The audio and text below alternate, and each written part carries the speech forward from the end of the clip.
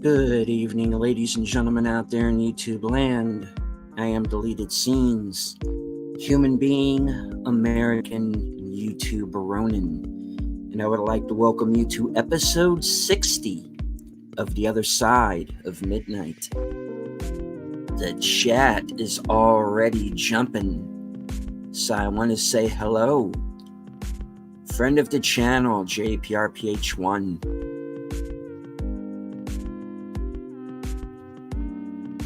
Wielding his blue wrench, Matt Cheatwood.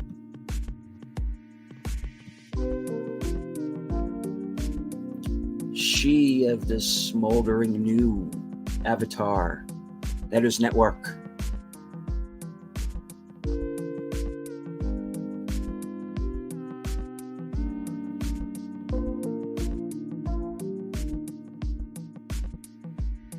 Friend of the channel, channel member JPRPH1,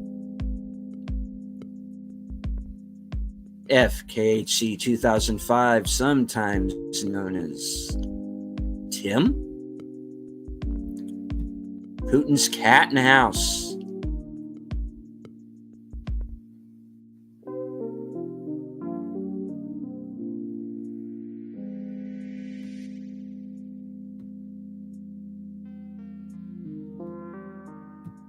Adega Outlaw.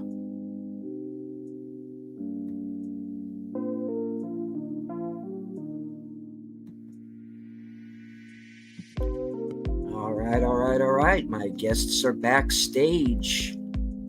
Been waiting patiently. So, let's not keep them waiting any longer. Tired midnight blogger himself, Curtis Selby. Thank you very much. Thank you for having me on here, sir. That's all I got. This guy. Yep. Hello. From Fluff Chick Productions, Connie Cleary. Hi-yo. Enigma Severus. Eventually, I'm going to have a tagline. I just don't have one yet.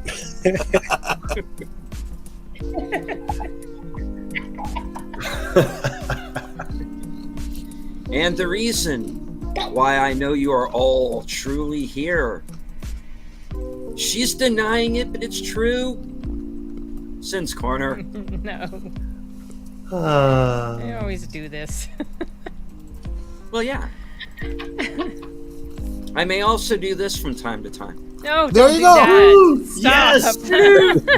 Woohoo! Stop. But I mean, Okay. Now it's a stream worth watching. Yeah. Oh, jeez. It was at this point that the tired blogger found himself cast out of the entire.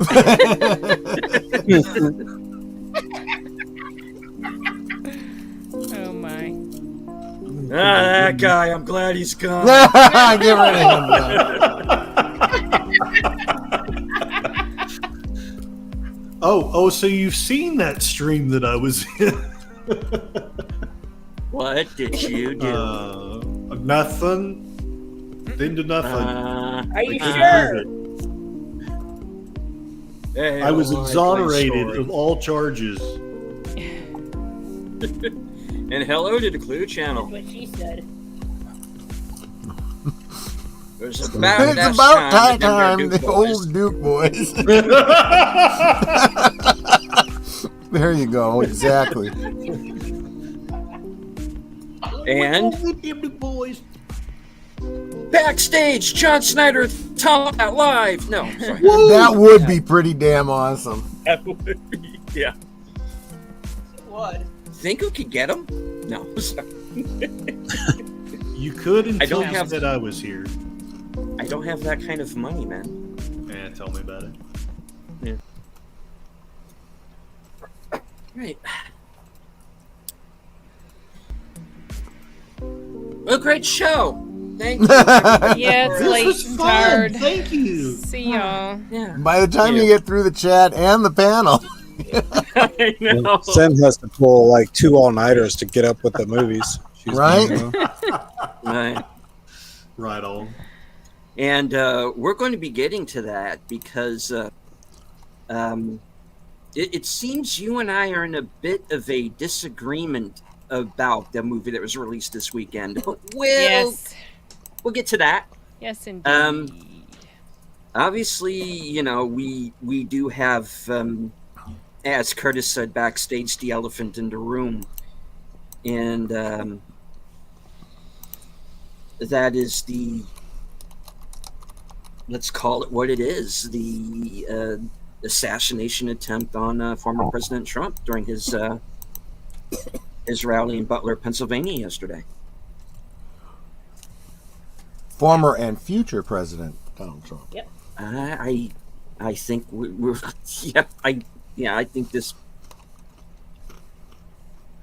I don't know. Crazier things have happened, but I would think this there's would. a lot of time left before the Yeah. election. You never know. A lot of people are saying it's his to lose. But I keep telling people, if you are supporting Trump, then don't fall into the mindset that it's in the bag. Get out and vote. Still try to do what you can to, convince people to vote the way you'd like to see them vote. Nicely. Let's try to be civil, maybe. Yeah. Mm-hmm. Can we bring some civility back into this country? Would be nice. Would be if people would stop. I'm sure. Shooting at each other? Folks, Nazis. Simon, what conversation are you in? Yeah. Not that way.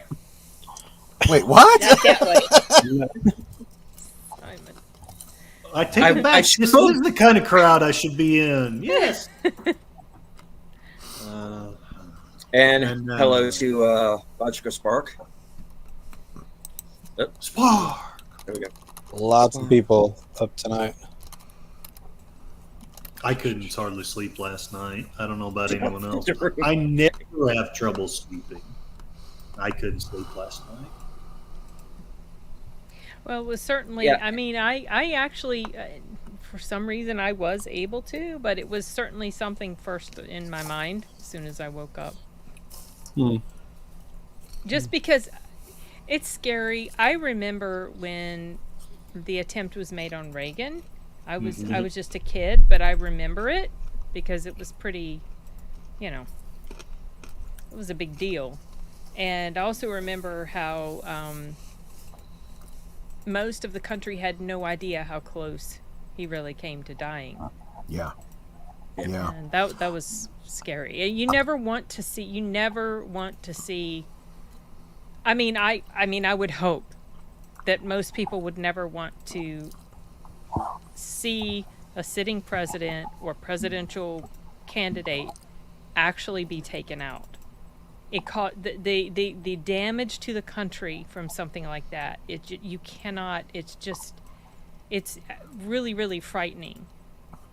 And especially now, with as divided as so many people are, and if the attempt had been successful, today would not have been the same type of day. I was a little surprised to see, well, I shouldn't have been, but I was surprised to see Jodie Foster trending today.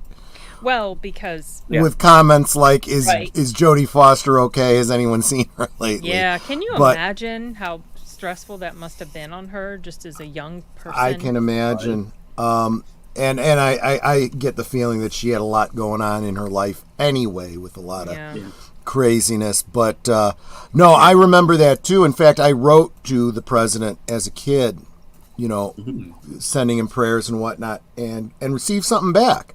I don't believe it came really from him. It was a printed, embossed, but it's got his signature on it, so who knows. Yeah. But it was kind of cool for a little kid. Our man from the future, Sashi. Hey, Sashi. Hi, Sashi. And I remember Hinckley going and basically making up that whole story of,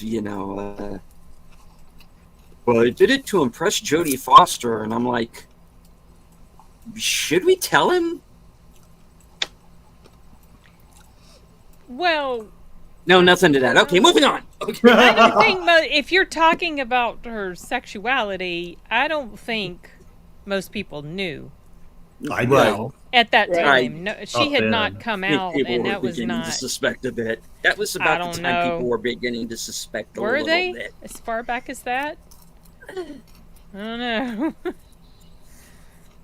Sure remembers But when clearly, he Garfield wasn't in was- touch with reality either way. So Either way, yeah. You smart Alec, Tim. Garfield, the cat, those bastards. How dare they? Or the president. That was a really long time ago. Yeah, I was going to say, I don't even remember Kennedy. I still remember when Rutherford B. Hayes invented the pornograph. ah, I got that. invented what? I stole that one, but I couldn't resist. I honestly wonder. I mean, this is more than we probably want to go into, but I wonder if the nation's ever healed from the assassination of Lincoln. I mean, There's What? actually a YouTube video of a guy that does interviews of people who were still alive even when historic things were done. You can find it on YouTube of a man giving a testimony of the day after. oh Yeah. wow, that's wild. Tim was ripping on me saying, maybe it was Lincoln. Yeah, that Lincoln assassination really shook me up. I still to this day have not seen the end of My American Cousin. Yeah, exactly. How does it end? I don't know. Back then we didn't have someone like Sin to do a review and let us know. Okay, I truly don't mean to go down a rabbit hole, but I don't know if any of you know this, but there was a conspiracy theory that John Wilkes Booth did not die. I have heard this. I here. listened to a podcast episode about it, and I'm going to tell you, it is compelling. One of the reasons I bring it up is because a man died in Enid back when my grandmother was a child, and it was claimed that this was the actual James Wilkes Booth. And she always swore that was actually him. I don't know. I don't have any idea. But I just thought I would throw that out there so that I could kill the conversation. Conspiracy Theories had I think it was Conspiracy Theories or Deathbed Confessions had an episode about that. That was the first time I'd ever heard that. And I think it was something I'd listened to earlier this year maybe. And it blew my mind, and I found it so fascinating. The thing is, whenever you have, especially historically, a situation where you don't have a body, it's very easy to say, well, maybe they didn't die. We don't have a body, because they burned him up in that barn. He could have gotten out. That's entirely possible, Yeah. Well, the claim is that wasn't even him in the barn. He had gone some other way, like he had parted ways with his companion. That's an and excellent somebody point, else. too, because, back then there was no forensics. They just had a skeleton, and they just assumed. Yeah. And, that's not the kind of thing that will hold up as forensic evidence these days. Well, I mean, he supposed. I think the story is that he was shot in the barn. He was brought out, and he died on the ground in front of the people that were there. Oh, That's from my understanding. That's the way the story goes. But then this episode that I listened to about it really makes you wonder. I mean, I could see it. I could see it happening. So, yeah. I mean, ultimately, though, when you get right down to it, doesn't matter. Yeah. The president was assassinated. The thing happened. Yes, we always want to see the bad guy brought to justice, but ultimately, the problem still remains. And we've had history dramatically altered as a result. Exactly. So many what ifs in history. What if Lincoln had lived? What if Kennedy had lived? What if Reagan had died? And honestly, I think that what freaks me out the most then is how close Trump came. Literally a second later if he hadn't turned his head, you know? I feel like with all this talk about alternate realities and, Mandela effects and stuff, there's definitely a universe where, Trump is no more, Exactly. I'm glad we're in this one, though, to be honest with you. Yeah. Yeah, it would. Either way, like whether it's something that happened to Trump or something that happened to Biden, it would be an absolute disaster for America. The upheaval. I think it would be like striking a match because things are already so not great here. I brought it up. Trump go to UFC fight? No, he did not. Someone had told me that he went golfing this morning before he flew out to Michigan. That was BS as well. Yeah, that was. That's too bad. I would have really loved for that to have been true. I saw a video of him golfing. I didn't know. It's hard to say. Honestly, what's. I don't know. I just saw a video. It was reported that he did, but who the heck knows? There's a lot of incorrect information that gets passed around. I do know that he arrived in Wisconsin earlier this evening. Well, Wisconsin. For you guys, last evening. And hello to Clifton 3D and Daniel's Hot Topics.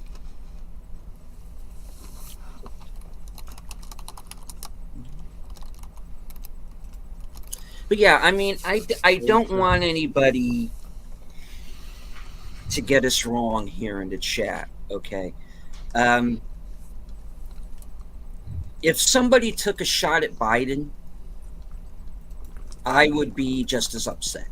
100%. Absolutely. We cannot be having that. So anybody who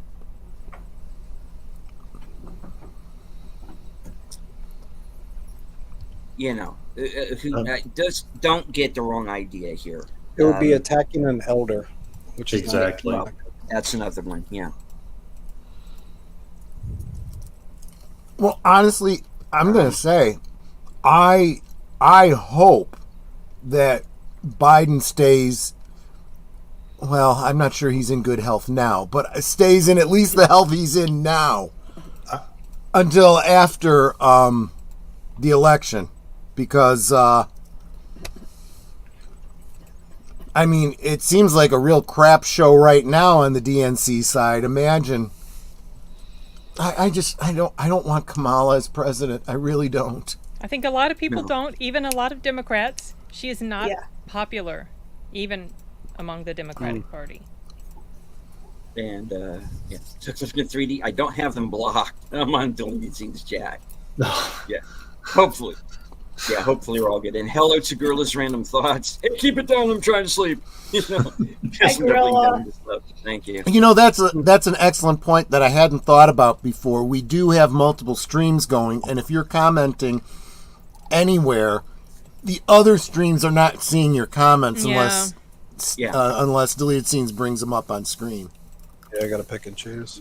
It's unfortunate that it can't just go out to every channel that's streaming, because I'm trying to keep an eye on. I saw a question about me on on Troy's channel. Oh, and then I'm watching Rumble, and then I'm watching mine so that I can maybe interact. But something that popped up for me, you guys, and I don't know if it did for you.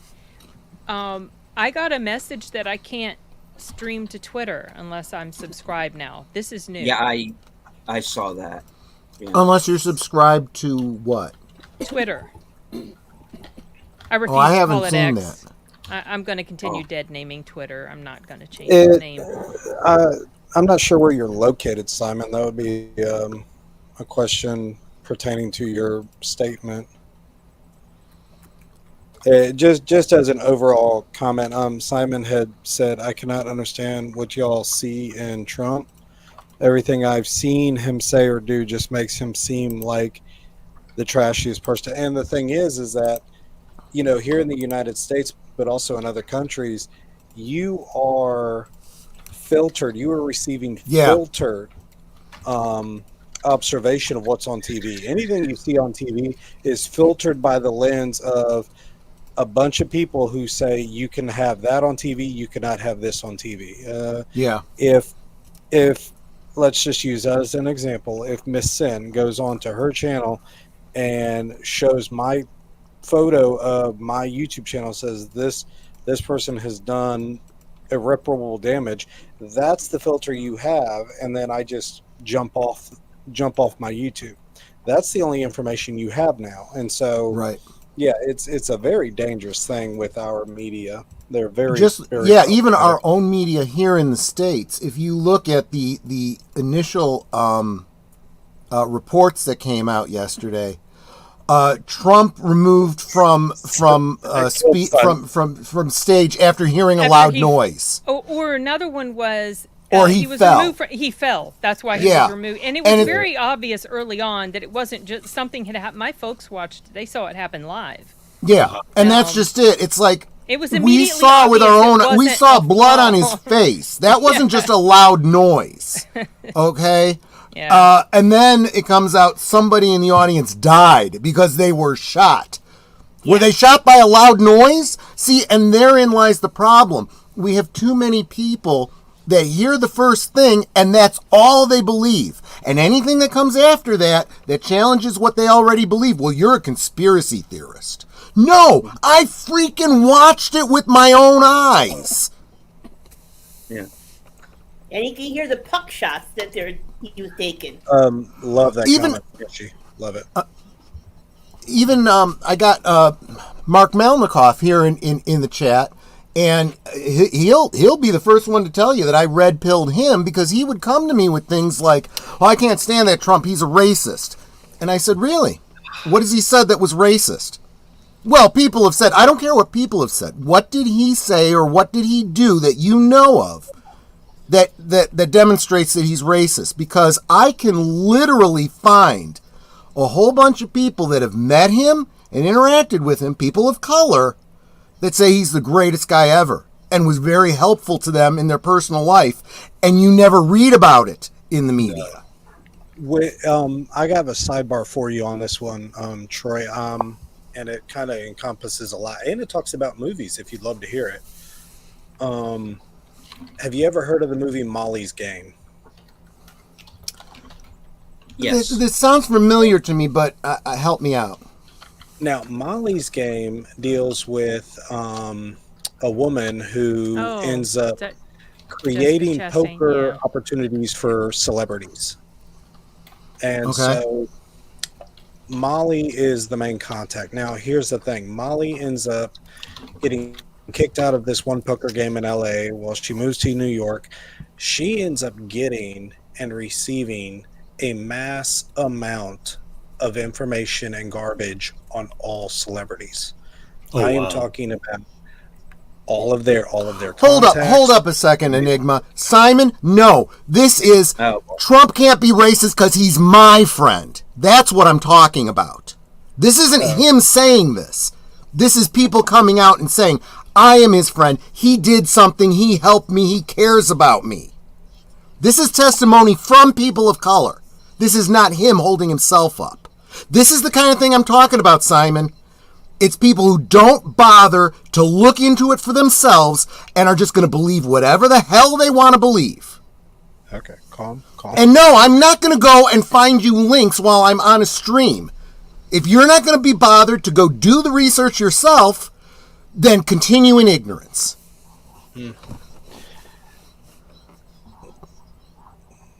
So back to Molly's Game real quick. In the movie, the woman, and my father was the one that pointed it out to me, but he said, did you notice in the movie they had a specific line, celebrities are now gloating on who has been able to fly on Air Force One? And I was like, yeah. And he goes, this was during the time of a specific campaign and a specific administration. And if you go and watch the movie, the woman had so much information and so much gossip on every celebrity that wishes people were this, that were very racist, that would not give leading roles to people because they were not black enough. Lots and lot. And this is in the movie. This is not me talking. It's based on a true story. The woman has a book out on Amazon. You can go and read it. This is why Tobey Maguire got literally nothing after Spider-Man, because he is the one that they're talking about in that movie. Wow. Wait. I'm sorry. Okay, wait. My brain must have fried. What? I don't understand. Okay, tell me. How is he? What was the deal with Tobey Maguire? Tobey Maguire was a celebrity that ended up bringing Leonardo DiCaprio to poker games, and Molly Bloom was the woman who was in charge of organizing the poker games. Okay. Tobey Maguire one day, inside of Molly Bloom's testimony, tried to get her to stand up on a table and bark like a seal because he was going to give her $1,000 to do it. Oh my gosh. And this goes. They don't go as far in the movie with that, but basically, a lot of people in Hollywood knew about this, and so Tobey Maguire ended up getting blacklisted for a good while because of how he had treated people in the celebrity world. So when we are discussing, this is how this person appears, we don't even know the half of what these elite powers legitimately do. I mean, we've seen a glimpse of it, and the example I was pointing out is the movie Molly's Game is the name of the movie with Idris Elba. Awesome movie, love the movie. But we don't even know the half of what they legitimately do behind the scenes. So for people to come on and, well, I saw on the news he's this. Yeah, they paint people like that. Mm-hmm. You go through a massive amount of filters. I mean, we've seen here in Georgia, he went to a Chick-fil-A. You had a ton of people hugging him, talking to him. And this was on Channel 2 for Georgia. They couldn't stop it. And, we thought it was great. Saw a video today of him saluting somebody up in another state. And I don't know if it was before or after. But there are a lot of people who love talking to him. So, again. But yeah, Molly's Game. I just thought it was a great plug to put that in there before we go off on tangents. I never go off on tangents. You were the most calm person when you were upset about something. Well, I think some of the things that I've said on my channel. I mean, I don't want to bring it up here because this is not my venue, but I'm not exaggerating. I've survived some of that terrible shit, and I don't always keep my cool, but I probably would not be here if I lost my cool much more often than I have. You have to. You just have to. But I appreciate you're very kind to say it. You're very kind to say it. It's my goal in life, man, just to help others. I know. No, you're a very. I don't want to get too gushy here and sound disingenuous, but you're a very. I found you to be a very kind person. So, let's move you over. Outside in my head, that's not the case. Oh, you don't want to know what goes inside my head. No. That would be basically bad. We don't want to open the can of whoop ass. Well, I'm too old for that. But yes, Enigma may not be. What's that? Oh, you might not be too old to open the can of whoop ass. I am. Thanks, Adega. Why doesn't media remember this? Yeah. Oh, wow. I thought I've revealed my age pretty well. I'm 109 and won the battleship. Muhammad Ali and Rosa Parks. Take it up with them. How's that? Sashi, I, however, go always somebody at the shop not liking their opticals or something. And I never make sweeping generalizations. I have noted this about you, Troy. You never do. Wait a minute. Think about it for a second. I I never make sweeping generalizations. Yeah, I know. like I love that. I should never make jokes that you have to think about late at night. Okay, so that when you said that, that reminded me of that it was the debates in 2016, I guess. Mm-hmm. And I didn't see all of them. I just saw like bits and pieces of it. But so Trump is just not the best orator, y'all. He can't.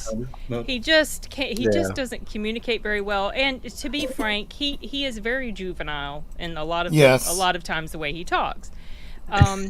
But in one of the debates, he was, how he will often repeat phrases multiple times.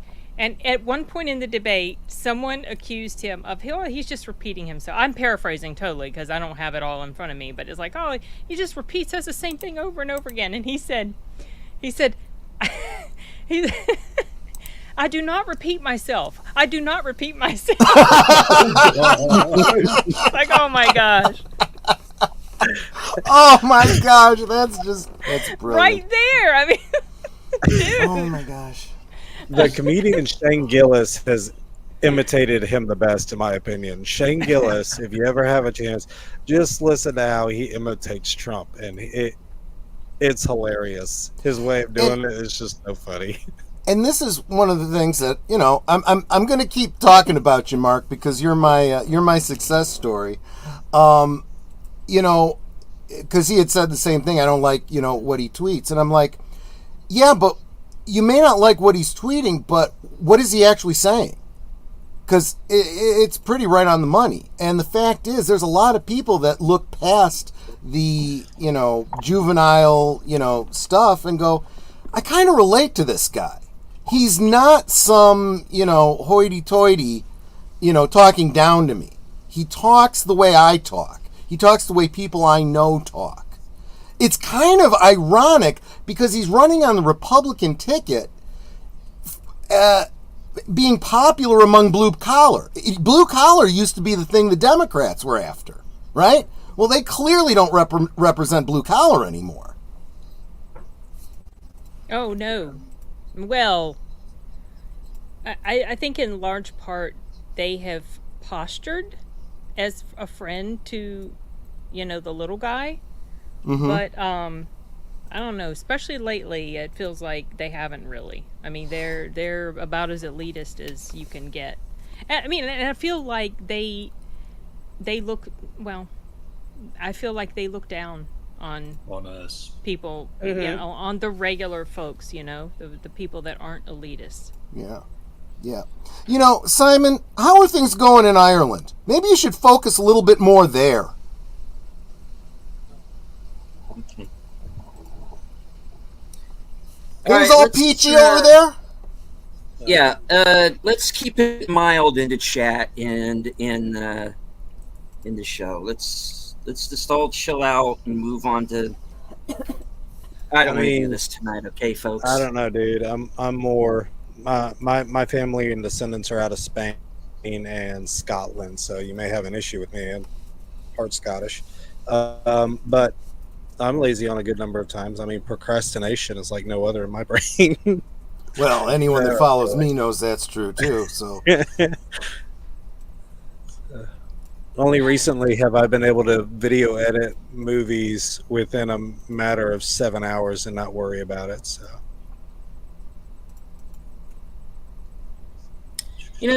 all right. Look, Simon, I don't want to get into it with you, all right? Because I got no personal problem with you, okay?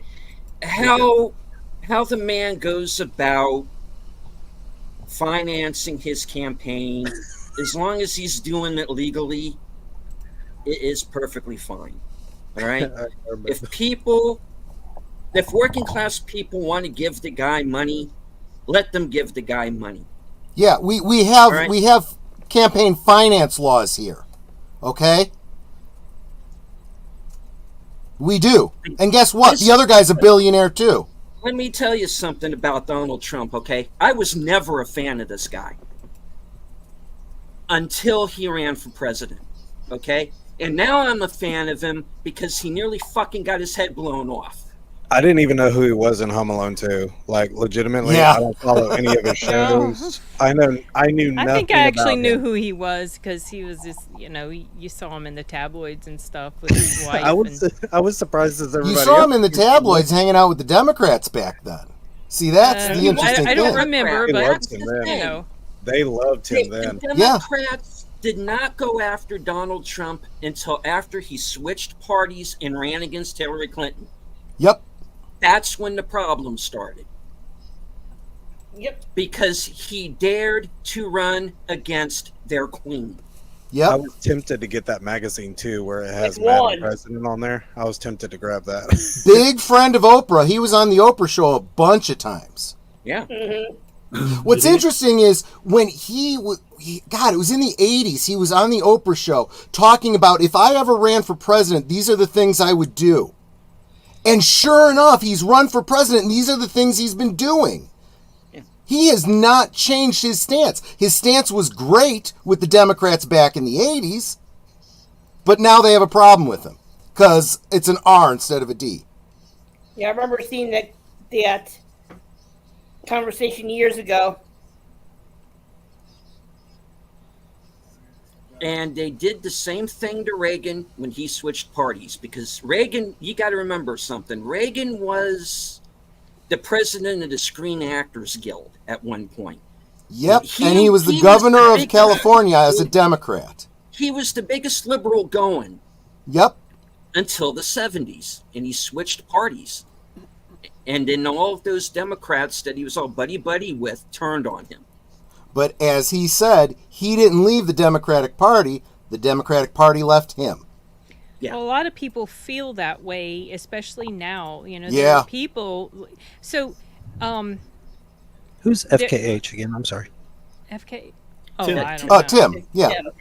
Go again. Sam, No, you're a lot of people have maintained they're the same. It's the party around them that has, or the group, let's say of leftists or whatever, that have shifted so far to the left that now they're like being accused of People like something- Tulsi Gabbard and whatnot. Oh, like Tulsi Gabbard. I mean, take care of it, I voted for Tulsi Gabbard in the primaries, and because I'm unaffiliated where I am, and because of that, I can, in a primary election, I can choose what ballot I want to vote on. Yeah, so you can't do that in Illinois. You have to declare. Yeah, you can't do that in all states. It's unfortunate, but so when those primaries came around, I got a Democrat ballot, and I voted for Tulsi Gabbard. And the only restriction where I am is if there's a runoff, like let's say if I vote on the Democrat ballot and then the Republicans end up having a runoff, Right. I can't then go and vote in the Republican one. I have to stick. Oh, I see. I can't cross over like that. Wow, that's Do you know if complicated. Tulsi is single? Do I know if she is? I don't know. I She was until this weekend when I swooped her up. Oh, you son of a bitch. You I know mean, I'm and let's full of face it. crap. I mean, All right, he's gone. but I mean, I don't know why my head went to Tulsi Gabbard first. I should have gone to RFK first. I mean, he's been a lifelong Democrat. They literally wouldn't let him run. Yeah, they put in. Well, the problem is this two-party system, y'all.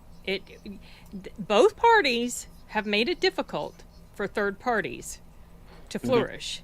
We need a Mexico to happen. Like We need Ron Swanson. in Mexico, this one party had control forever, and elections were a farce because the PRI was always going to win, always, always, always. And then AMLO comes along, and AMLO is kind of like, he's almost like the Mexican version of Trump. He really disrupted things, you guys. And they hate, like the media, Yeah. even our media here, they hate him. They cannot stand him.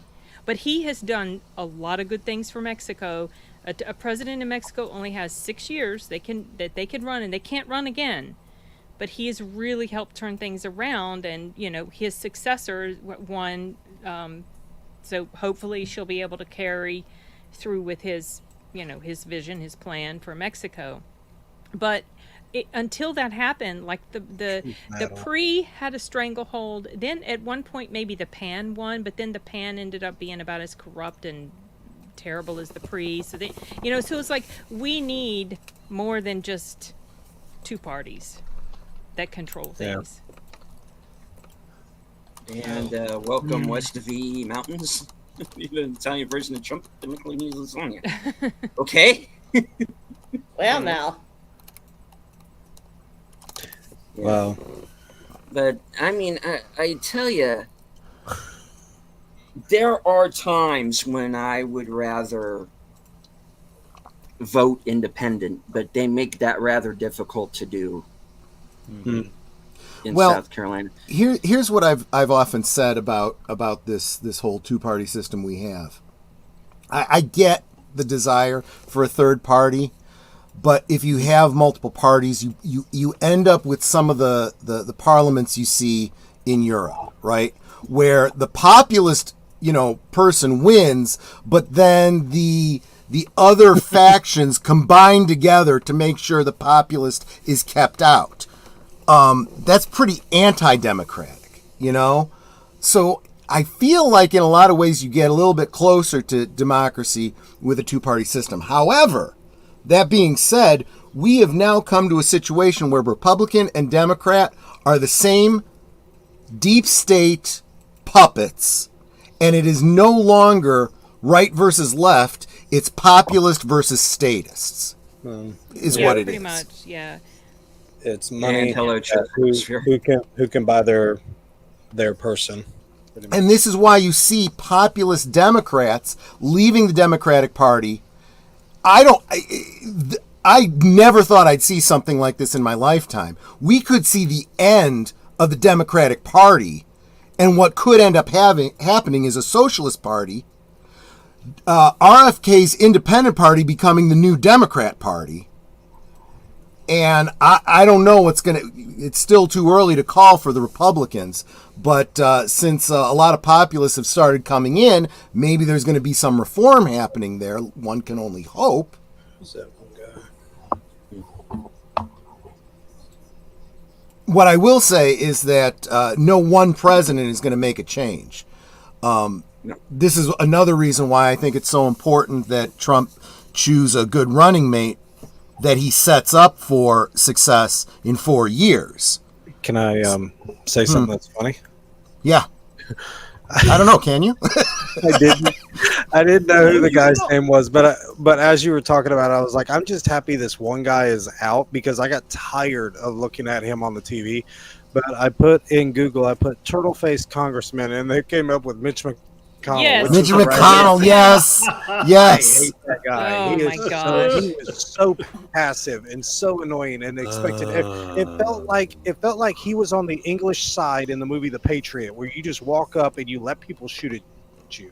Yeah, like, he's another one like Biden who's like checked out behind his eyes, and he's just kind of drooling through his press conferences and stuff. Yeah, I couldn't. Hello, I couldn't True give it Human that much longer.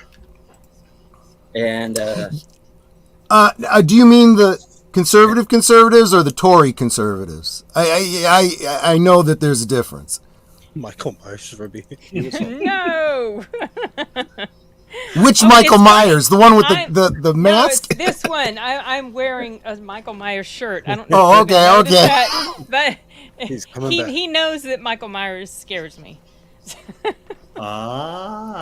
right. Looks like he wants to give you a kiss. He's over your left shoulder. I surround myself with imagery, hoping that I'll be desensitized enough that he won't scare me. But I still have nightmares about him, so it doesn't work. It's a perfect thing of him being behind you like Jamie Lee Curtis in the first one. I mean, it's a great hit. No, Guerrilla Random Thoughts, you're absolutely right. That's the same thing I was thinking too. I said that earlier on in the stream. I think JD Vance would probably be his best bet. Vivek would be good too, but I don't see him choosing Vivek. Although I do hope he puts Vivek somewhere in his cabinet to set him up for a run in the future.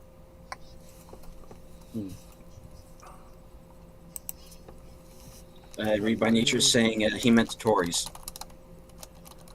Yeah, no, okay, then I know exactly what you're talking about. I agree with you. Man, I love England too. I was over in Oxford for a good while. Love that place. Michael Myers would need a. He definitely wouldn't, would he? Especially the Michael Myers from Halloween Ends or Kills. Unstoppable. Surgeon General Vivek. Okay. Perfect. Sure. Anyway. All right. No. Oh, did y'all see on the news? We switched over to CNN at one point, but this was hilarious for me. They were making comments, and they were like, "Well, what about this guy? And what about this guy?" And I'm just going off of Simon's comment here, but they were so upset about something, and they said, "What about that fat boy up in Korea?" I was like, "This is on CNN." It was so funny, but I was like, "How could you say that on live TV?" Because some of these people are unhinged. They have lost the plot. They really are. Really, like there's something in their brains broke when Trump became president. She couldn't think of the guy's name fast enough, and she goes, "That fat boy up in Korea." You know, I would agree. I would agree with this, except I'm one of the people that believes that the Department of Education, along with all the other three-letter agencies, needs to be abolished completely. I think a lot of things need to be abolished in the government. By Nature says Vivek, Secretary of Defense of the Elder Scrolls. Yes. Well, someone better be keeping an eye on those things. Yeah. All right. Well, let's get off this topic. I think we've kind of taken it about as far as we can go this evening. I've now done like 2 hours of political back and forth. It gets exhausting to think about it. Yeah. And so let's move on to the. I accept that nomination. I want to run on the Targ Party. And hello to Outlaw Bill. Good to see you, Bill. sir. All right, so let's get back to the what I really wanted to talk about this evening in this long national nightmare perpetrated by this woman right here.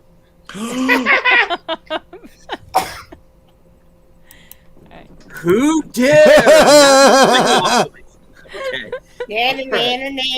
All right, now we get to the fun stuff, folks. Our disagreement about long legs? Is that what you're? Is that where you're going? Yeah, I knew it. We're getting to it. Okay. I like long legs on principle. What do you have against legs, then? I had nothing at all. Just certain legs. Mm-hmm. And a movie called Long Legs. I'm not creative. Right. Deleted. Don't put me on the scene like this. I know you have your review up right now. Yeah. Unfortunately, I did not have time to watch it before the broadcast. So give us your thoughts. Oh, okay. Well, okay. So I went into this expecting it was going to be something more in the vein of Silence of the Lambs. I had heard it compared to that. So when the supernatural angle happened, I was like, oh. Oh. And then when they explained the whole supernatural angle, it was like, yeah. It was like, okay, a lot of questions were answered. So I was like, all right, that's good. But for some reason, it just didn't sit. It just did not work for me. And some stuff got a bit convoluted at the end. And also, when, yeah, well, I don't know. Nicolas Cage was pretty kinky. When, when a certain death happens, to me, then the rest of the movie, it made no sense for that to happen. Because there was no reason for it anymore. If you're going to go based on the exposition that we were given at the end. And also, Nicolas Cage. His performance did not work for me in here. I mentioned that the more he was shown and the more he talked, the more it was just like Nicolas Cage. He's just in all his insane glory. This is Nicolas Cage. He didn't sink into the role as much as I feel like he should have. He went way overboard, and instead of it being creepy to me, it was just annoying. I would just, please just stop talking. Just don't. Hush. Just hush. It doesn't work. It just, I don't know, deleted, and I wanted it to work. But I came away not satisfied at all, and I couldn't quite put my finger on it at the time. I was like, this just, I don't know about this. And so I was watching some reviews of some people. I watched the review, Deep Focus Lenses review. I watched Fish Jelly's review. I watched Real Shift's review. And they, each one of them had some elements to their review that touched on the things that bothered me that I couldn't adequately put into words. And so that was helpful because I was like, yeah, that's exactly what it is. I just couldn't, you know, sometimes you just can't put your finger on what's wrong until you hear it explained. And then it's like, yeah. So I didn't outright hate this movie, but it was such a disappointment that I can't give it even as high as a 3 out of 5. And it's kind of a bummer. I don't know. I feel like the reviews for this are very overrated. I feel like the marketing campaign has fed into the mentality that has driven the reviews as high as they are. Like, I'm talking critical reviews. Obviously, audience is gonna, you know, but the audience reviews aren't as high as the critics. So yeah, it just didn't work. I did see an interesting breakdown on the movie, interesting theories about it. I won't get into specifics here, but I'll try to remember to share a link with you. It was on Twitter. Some of it makes sense, but I don't really buy all of it. And it has to do with like the mother. Yeah, this is why I wish we had Al here for this part of it, because he is like he's an Alicia Witt super fan. Yep, absolutely. And so I do know his review for this movie is a favorable one. He didn't think it was a perfect movie by any stretch, and neither do I. But well, I said when I reviewed the movie, everybody is not going to go for this. It's not going to work for everybody. I think it's going to be a diehard horror movie fan. Diehard horror movie fans will go for it, but the casual moviegoers, I don't think so. Well, I mean, not all casual moviegoers like horror anyway. No, exactly. So I found that thing. I'm going to put it in the private chat. The link, by the way. Well, good night, Tim. I know you said you had to go good night, after a certain point, night. So take care. But yeah, like I said in my review, you know, it's not going to be for everybody. And the audience I saw it with, it's pretty obvious they were kind of mixed. You know, that there are people, including the people who walked out and out loud said that was stupid. You know, And then there are other people who were like me, who were kind of into it for what it was, you know.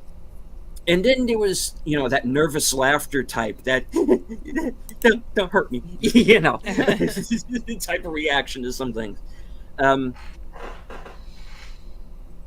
Oh, there's no way this chick should have been an FBI agent either, by the way. No. So I could not connect with her character. This has nothing at all to do with the performance, because she was fine, but her character, I could not connect with her on a level that I feel like I needed to in order to like this a bit more. So some people were like, I saw one reviewer say, in today's language, in today's terminology, she would probably be considered on the spectrum. Yes. Maybe she was just damaged from her childhood. That too. Yeah. Whatever. Either way, whether she's on the spectrum or she was damaged from her childhood, her issues in interacting with her fellow human beings should have disqualified her from even being an agent. So that in itself was just like, okay, that whole thing of her being an agent doesn't even work. And then the whole thing about her intuition, they never really explored that more fully, other than just, oh, she has intuition, maybe she's a little psychic, but it didn't really play much into the rest of the story. So I was like, well, okay. I don't know. She must be intriguing, but we will ignore it. It's just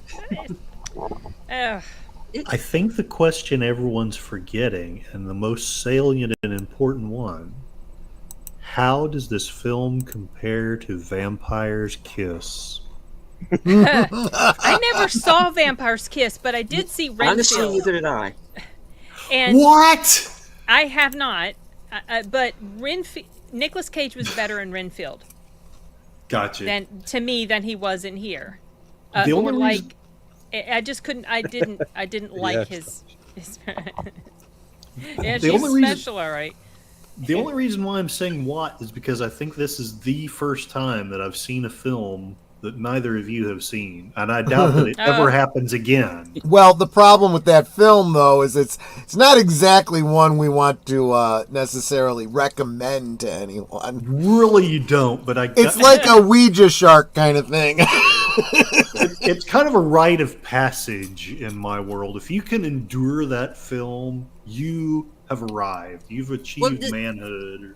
The thing with me is that I will give a movie with Nicolas Cage a chance because he's in it. Well, I will too, because I like Nicolas Cage. I do like him, even though I didn't like his performance. I like that other movie he did this year, Arcadian, and I haven't seen that yet. I'm kind of in. I'm in the minority on that one. It's basically A Quiet Place with him in it. I mean, it looks interesting. I haven't gotten around to seeing it. And the creatures in that, which are like these, tiki jackhammer things. They're just, they're pretty well done. Oh, another thing. The Wicker Man, not the bees. Not the bees. At the end, when there's gunshots being fired, now, I felt like this character didn't fire enough to have completely emptied. And then, conveniently, there's no more bullets left at a certain moment. That was weird. Because it's just... without going too far into the ending...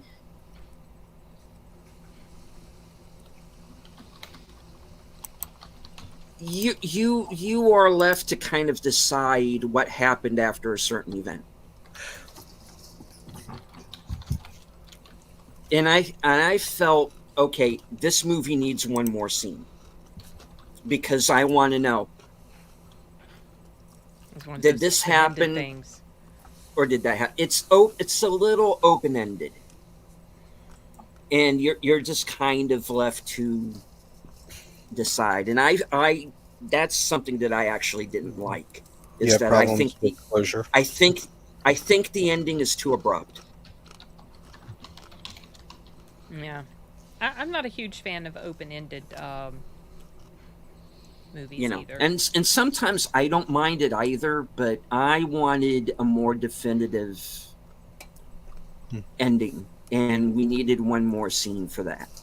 Now, to go back to what you were saying earlier, there is something that I agree with you on, and I think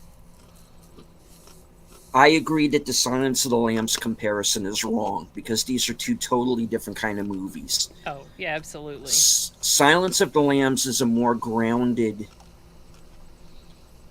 It's more grounded. It's a more realistic film. This is a movie that goes into, you know, a psychic ability. There's the whole Satan worship element to it. There's supernatural elements to it. Possession. Possession. Basically. Yeah. And so, they're two totally different movies. And I get why, you have a critic that's comparing your movie to a movie that won the Best Picture Academy Award. So, yeah, use that blurb. I get it. Well, she's a female FBI agent hunting a serial killer. That's really the only comparison you can make. Yeah. And the taglines of, scariest movie of the decade. No, it absolutely is not. Give me a break. No. And I've said that before, I've said that before, you got to go a pretty long way to scare me in one of these movies anyway. You got to get pretty extreme. Really, you got to really go there. Is anybody going into this movie thinking that it's going to be this next level masterpiece? No movie has ever scared you like this. Yeah, it's not a masterpiece. But I admire the try. Yeah, I mean, at least it was something original, and it was something... It is original, and, they're not preaching at you. No, it's a movie that is out to just be this creepy little movie. And, and it's kind of, You got the wrong it's a little vowel there, artsy-fartsy. Simon. Sorry, I got distracted by Simon's comment. No, that's fine. I'm sorry. Repeat what you said, please. I said it's more of an arty, independent horror film. Yeah. And if you go into it with that mindset, I think you'll get through it. But it's okay. So I mentioned something. It's a good movie. It's okay. Go ahead. I mentioned something in my review about. I went into this movie I didn't even read the marketing stuff. You had talked about some of that on one of your shows last Sunday, and I didn't even know that they'd come up with this web page. I was like, "Wow, that's actually really cool," and that started to get me a little bit more excited about it. But I never watched the full-on trailers, and I don't know if the trailers gave this away or even if the website stuff gave this away. So I went in having absolutely no clue at all that this was going to have supernatural, demonic possession elements to it. And that might have been one reason why it didn't work for me either. But it's weird because at the same time, I'm almost complaining that I didn't know, but I also complain when I know too much before I go in. Like with Abigail. I didn't want to know about this thing with Abigail. Mm-hmm. So it's weird to be complaining about not knowing that it's supernatural. I guess, I don't know. Well, unless your theory is correct that you shared, Sin, in the private chat. Then it's not. Well, I don't agree fully with that theory, though. Only with parts of it. But some other parts, like saying about the mother, the motivations of the mother. It definitely sounds like, if that's true, we've seen way too much of that already. with the Babadook and Skinamarink and so many others. Well, it all right. It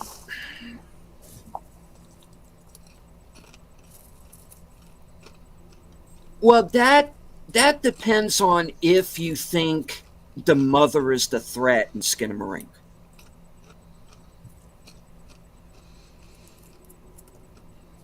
Yeah. And I am not 100% on that. The thing about Skinamarink is it's almost impossible to draw excuse me, a linear narrative there. It's almost like a Jackson Pollock painting, and you're trying to squint and look at it sideways to figure out what's really going on there, Babadook, at least, you can take for face value and say, okay, this is a supernatural, there's a bad, icky bad. And then later on, you start thinking about it, and you go, well, wait a minute. Maybe not. Maybe I misread the whole thing, So maybe those two are not the best examples. Yeah. Now, as far as does the website give away anything? No. In the trailers or on the website, there's no hint that there's a supernatural element to it. Okay. Well, I didn't like. I guess I wanted something more grounded. And it's not that I'm anti-supernatural horror, because I watch supernatural horror a lot. But I guess it just didn't feel like, I don't know. I feel like it was almost bait and switch. I don't know. Well, I don't know about that, but there is something that I extrapolated from that last trailer that turned out to be true. What was it? Because I didn't see. it all right. There is. Oh, is it going to be too spoilery? If you are paying close enough attention to the trailer, there is a major death that is given away. If you're paying attention. All right. And that death happens in the film with like about another 25 minutes of the movie left to go. Oh, I feel like even more than that. Feels like it was I know it feels longer, but it's like about 25 minutes. I clocked it. And okay.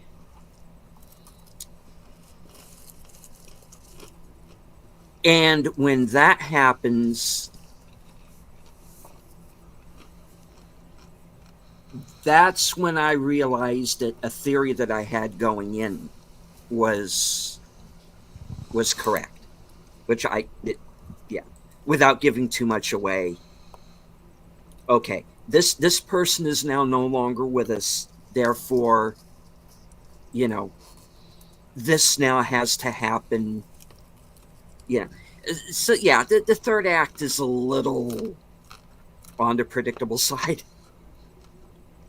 And that did downgrade things for me a little.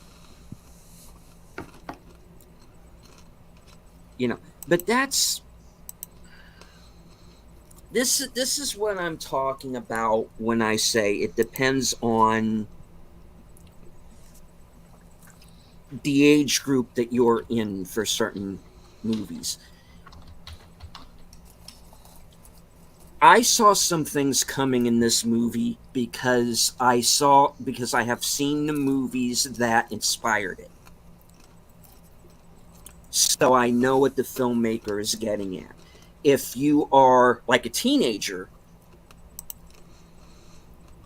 who hasn't seen thousands of movies like myself by this point in time, you're going to look at this as, wow, this is new. This is the masterpiece. This is this is the nadir. This is the scariest friggin' movie I've ever seen because I haven't seen anything like it. But yeah, I mean, it's not a perfect movie, no. But I like it enough to recommend it, you know. Now, do I like this movie better because we've been given so much crap lately? And I always used to say that because the bar's been so lowered. Yeah, yeah. You know, I used to always say that my way of looking at movies has never changed. I like a movie for the same reasons now that I would when I was 18. But now I realize, what if that is true? What if the bar is so low now that I'm liking certain movies because they're not total crap? Would I have liked The Long Legs 20 years ago? I don't know.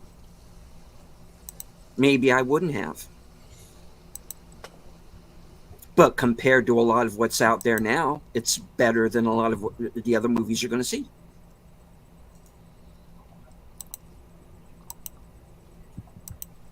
I don't look at movies the same way anymore. That's the unfortunate thing. I want to broaden this, going directly on what you just said.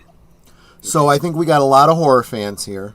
Hell, horror fans just in the chat, in the panel here, let alone the chat. Do you feel that horror, and I'm not talking about quality over time, I'm just talking about exposure over time. Do you feel like you become desensitized and it gets harder and harder for you to be afraid, to be terrified by a horror film?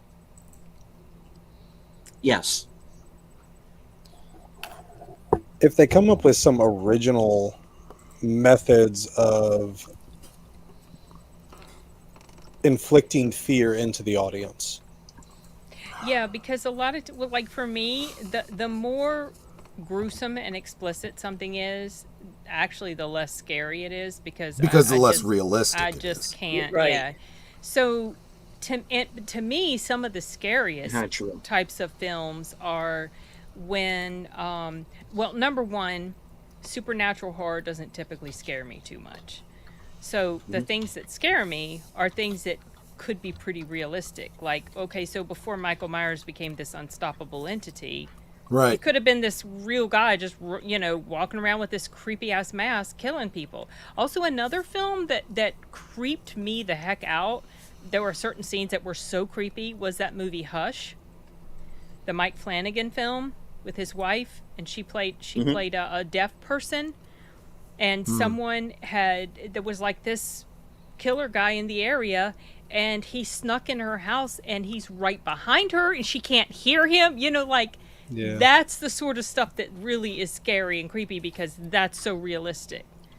And that wasn't necessarily anything super original that was done, but it was effective for me. Yeah, I think there's a couple things for me that tend to desensitize me. I think this is where I start to get a little bit morbid, but I feel like the older I get and the more I face my own mortality, the less death scares me. So when you are putting yourself into the mindset of a situation like that, I think this is the way we deal with nightmares. This is the way we deal with dreams.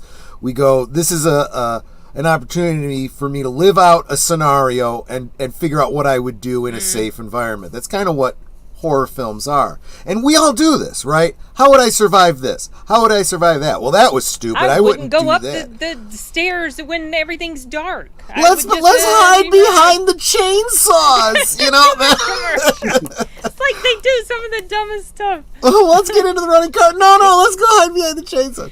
No, but it eventually gets to the point where you realize life is like that. You eventually find yourself in a situation where, I hate to go back to where we started with, but you get up on that stage knowing that you could be a target, and you've decided that's fine. If that's the way I go out, that's the way I go out, and I'm going to live my life. And when I survive it, I stand up and I go, I'm going to keep fighting. I don't care. you know, and I feel like that's more and more the attitude I'm getting in life. So just the simple life and death thing has gotten to be the point where it's not enough. I agree with you 100% about the supernatural thing too. I think I got that kind of on straight too. It's the existential stuff, the real cerebral stuff that starts to scare me, you know? And that's why I gravitate to these fan theories about it's not just what you're seeing in the movie, there's more to it than that. And every now and again, someone will put out a theory that is just more chilling than anything that I realized I was seeing in the movie. And then suddenly, maybe days and weeks after I see something, I go, oh, you know? Those are kind of the best. Those are the best scares. Those are the, boy, did I get my money's worth, and I'm still thinking about it, you know, all this time later. All right. I just have to read agree with this. Scared.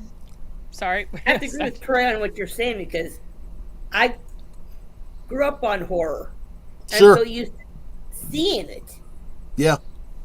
And I have to agree with what you're all saying. So if you do something original with what you're saying on the cerebral aspect, Yeah. I would love to see something like that.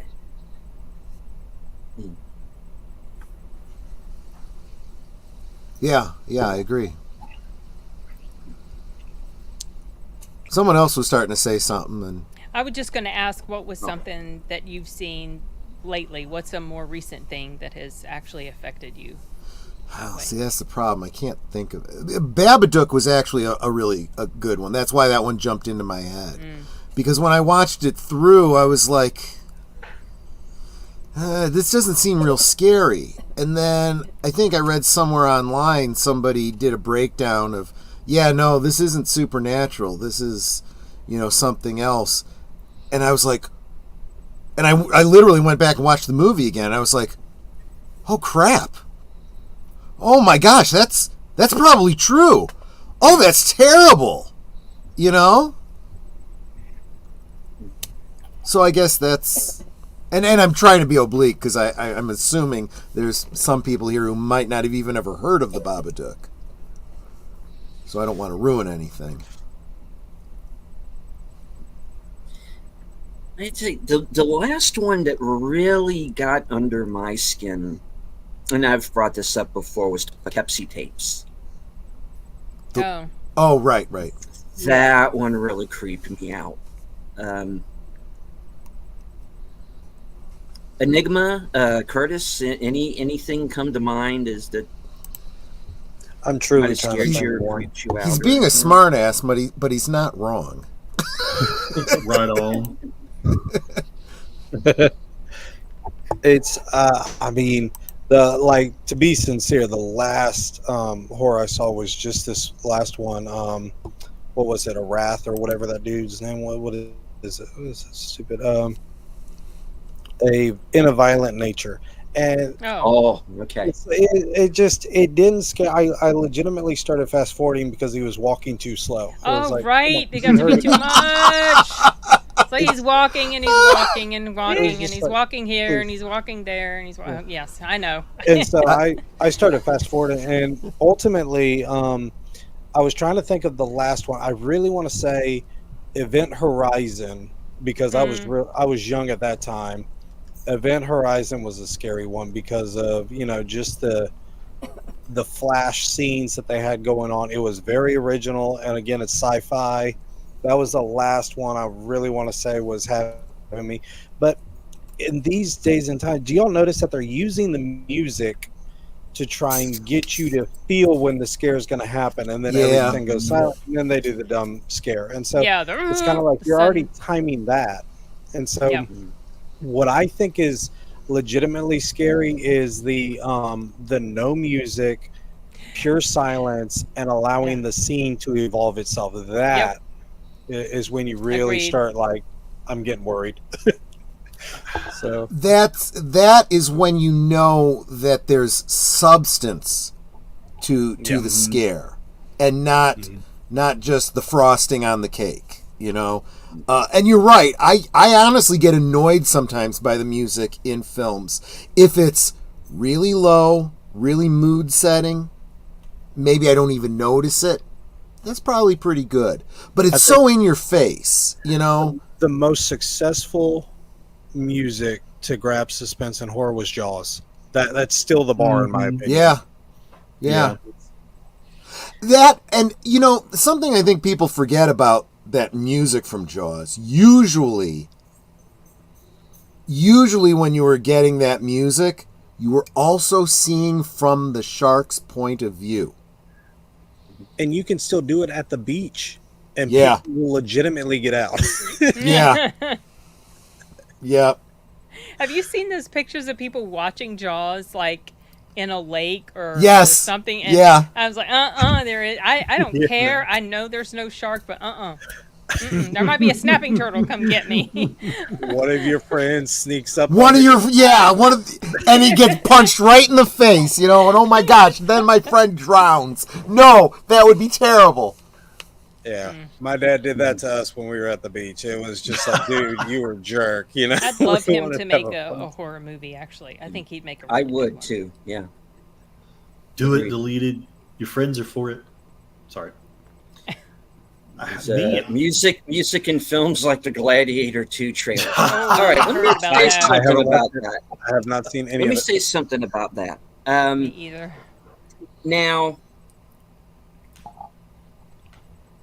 Now, people complained that they put in No Church in the Wild, the Jay-Z Kanye West song in the trailer. There was a Kid Rock song in the trailer for the original movie. I didn't like that either. Well, but the point is, you know, they did it in the first trailer, and that movie went on to win Best Picture. Nobody said boo. I have issues with this movie that go beyond music in the trailer.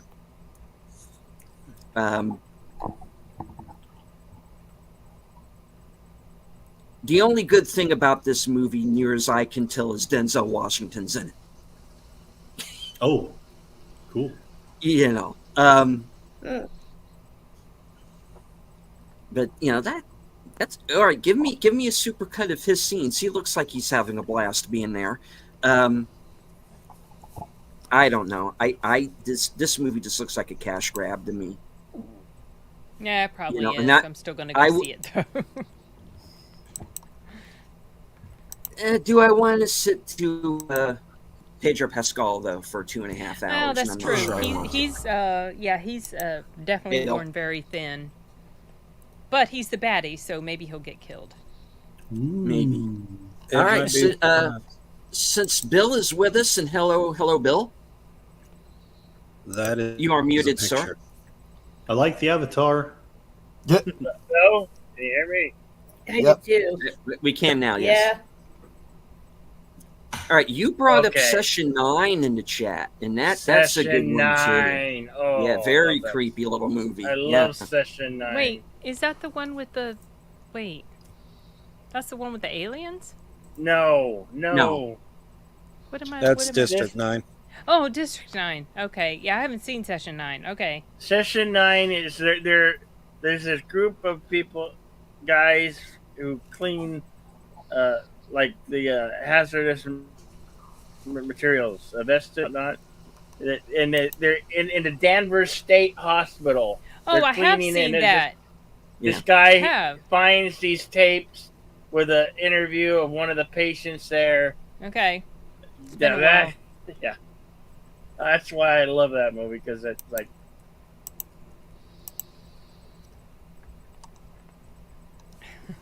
Yeah, very, very underrated, not very well known, very creepy little movie. It's got David Caruso is in it. Peter Mullen, who's this Irish actor who was in Braveheart and a bunch of other things, and he's actually kind of the star of it. Yeah. Josh Lucas. Very creepy little independent film. Anybody who has not seen Session 9, I have go not. and seek that movie out. I've got like a DVD copy of it somewhere in here. I got to find it, but Go forth and find it. yeah. No, I was going to say about music. Mhm. You know, what I do with, you know, a lot of, I have a passion to inspire people to want to go and see a movie that I've been passionate about, or a movie that I think has been, you know, amazing. And so what I've noticed is that the symphony or orchestra type music that is intense and inspiring hits a lot better than what we've been seeing recently in music with the rap and the, you know, the R&B or whatever you want to put in there. The music of orchestra and symphony, and this is going back to Gladiator 1, that music in there is what really put a passion into the movie for you. You know, you get Pirates of the Caribbean with some of that. And, Oh yeah.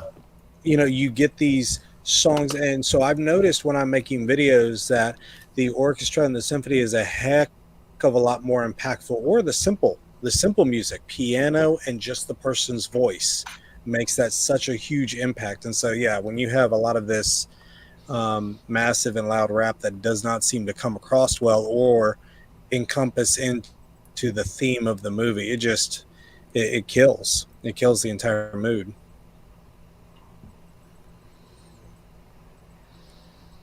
Chirac says Yes, there are not too many. I have seen Identity, Tree Rock Creations. Yeah, another good one. Yeah. Yeah, that's fun. That's a psychological one. Mhm. Yeah. Yeah, I spoke about Identity, and when I did this review on this other movie, State of Consciousness, which I thought was fairly good, pertaining to their budget, I guess. Yeah, I thought it was fairly well done. Have any of you been bold enough to see a Serbian film? I refuse. I don't know anything about that. That's I know enough that's about the it movie. that I don't want to see it. That's the movie where I blinked. I refuse. I refuse to see that film because there's very, very graphic child abuse in that film. Oh no. And I do not wish to see it. I know it's not real. I know how they faked it. I don't need to see it. I mean, Yeah. I've had the plot of that movie explained to me. I get it. I understand what the filmmaker is trying to say.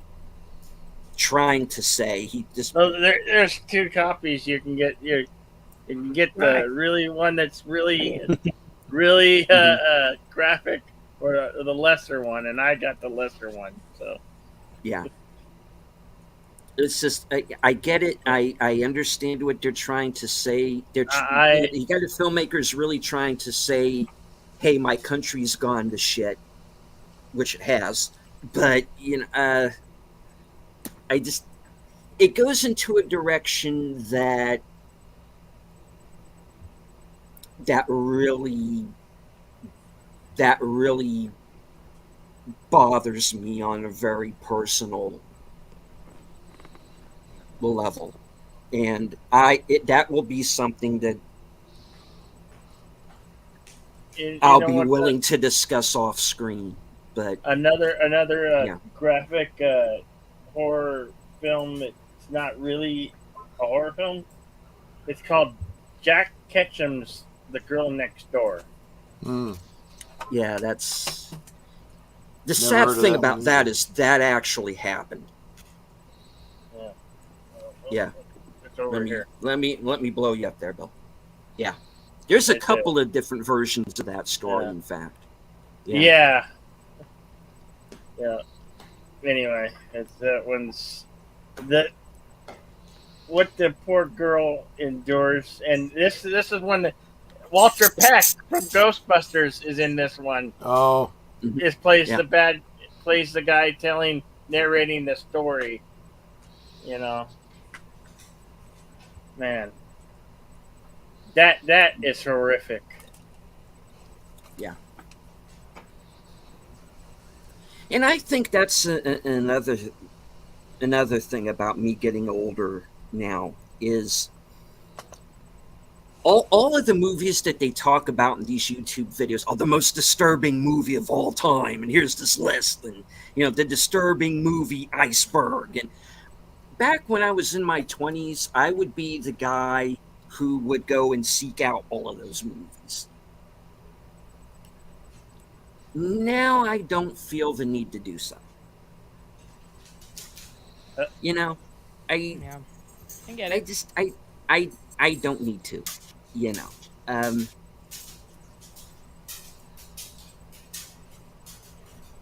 There's a great YouTuber who reviews all these ones. Spooky Rice. He reviews it and tells pretty informative on horror films. Mm-hmm. Yeah, I've watched his channel, and I don't feel the need to go there anymore. Like you can take like the August Underground films, for example. There was a time when I would have watched those movies, but now I don't feel the need to do so. I'm glad that the guy went and spent his own money basically and got some friends and got a camera and made this horror movie and did all the makeup themselves.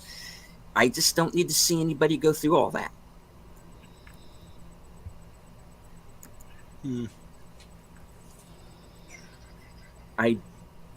It's just it's not my thing, man.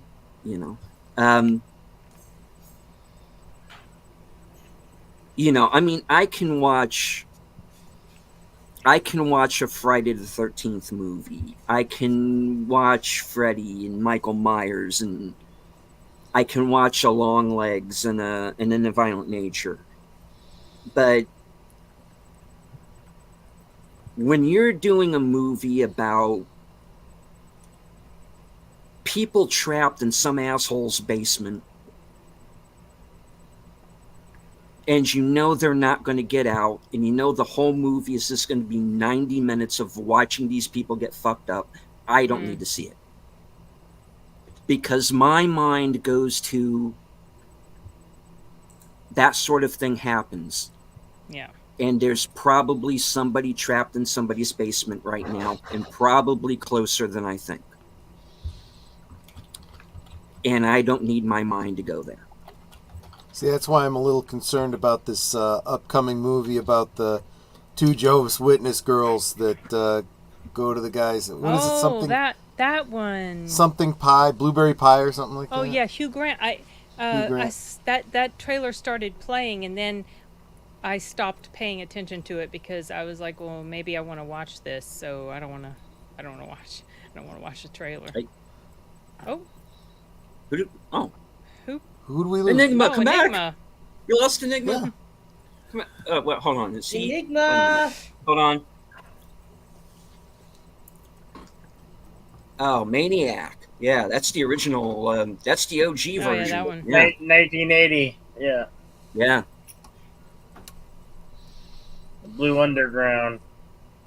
Mm-hmm. They got some good horror movies up there.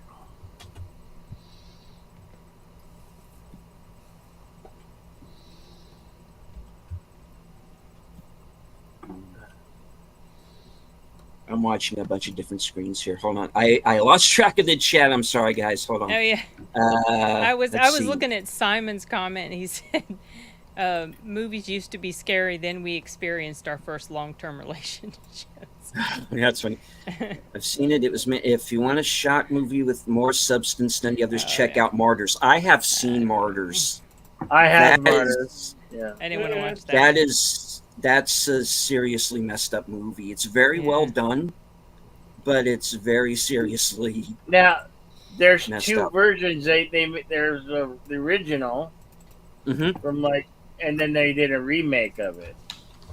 Dude, and it's a PG-13 freaking remake too, which amazes me. How do you take that down to a PG-13? Yeah, no, you want the original. What was 2008, I think.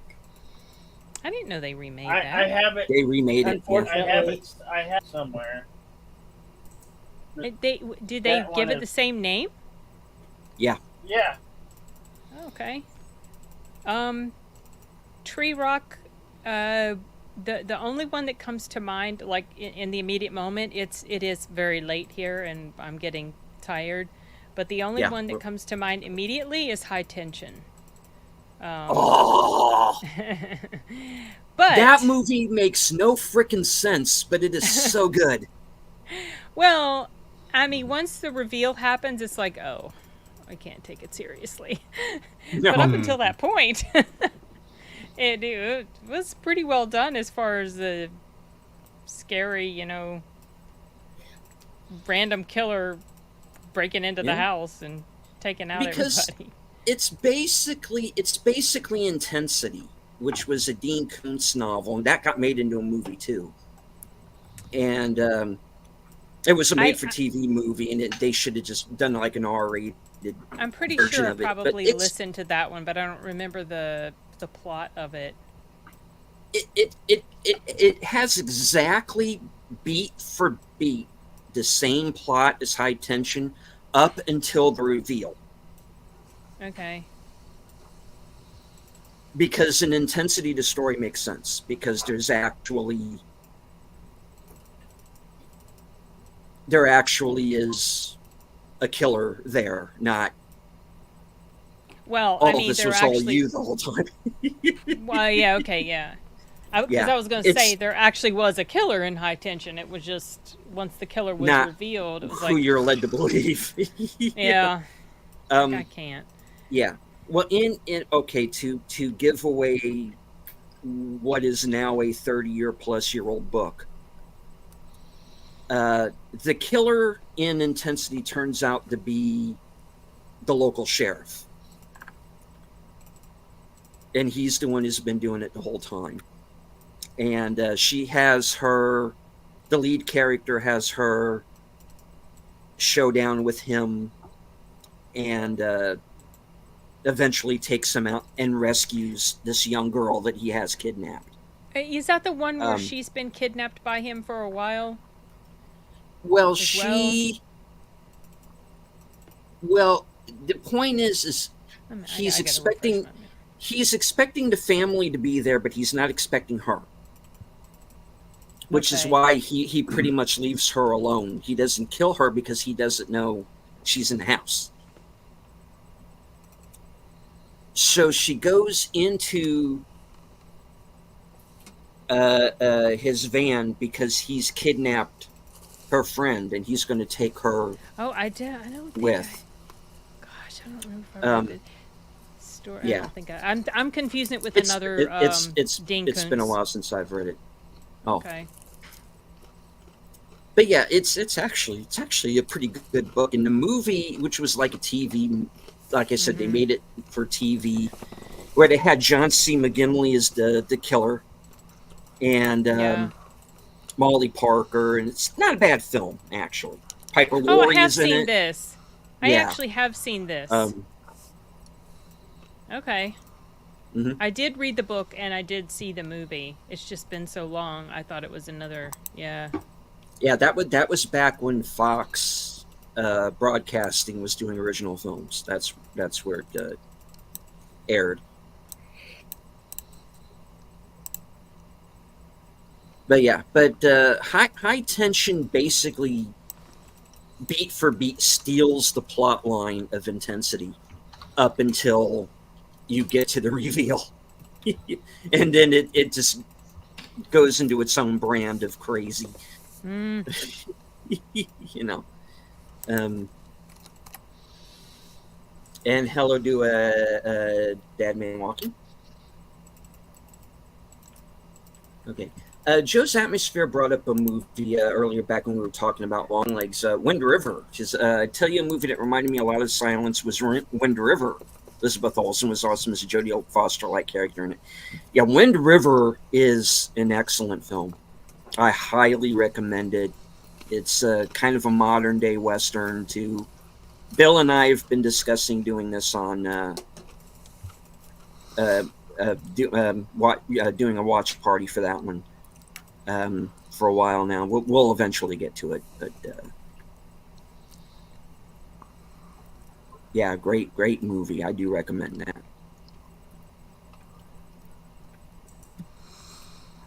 All right. Let's see. I lost track of the chat. Tree Rock Creations asked. Oh, hi. Tree Rock Creations asked, any good foreign horror movies? I'll give you one. Yeah. That's what we were. Oh, yeah. I'm sorry. Yeah. I didn't realize that's what got us off on it. Yeah. Yeah.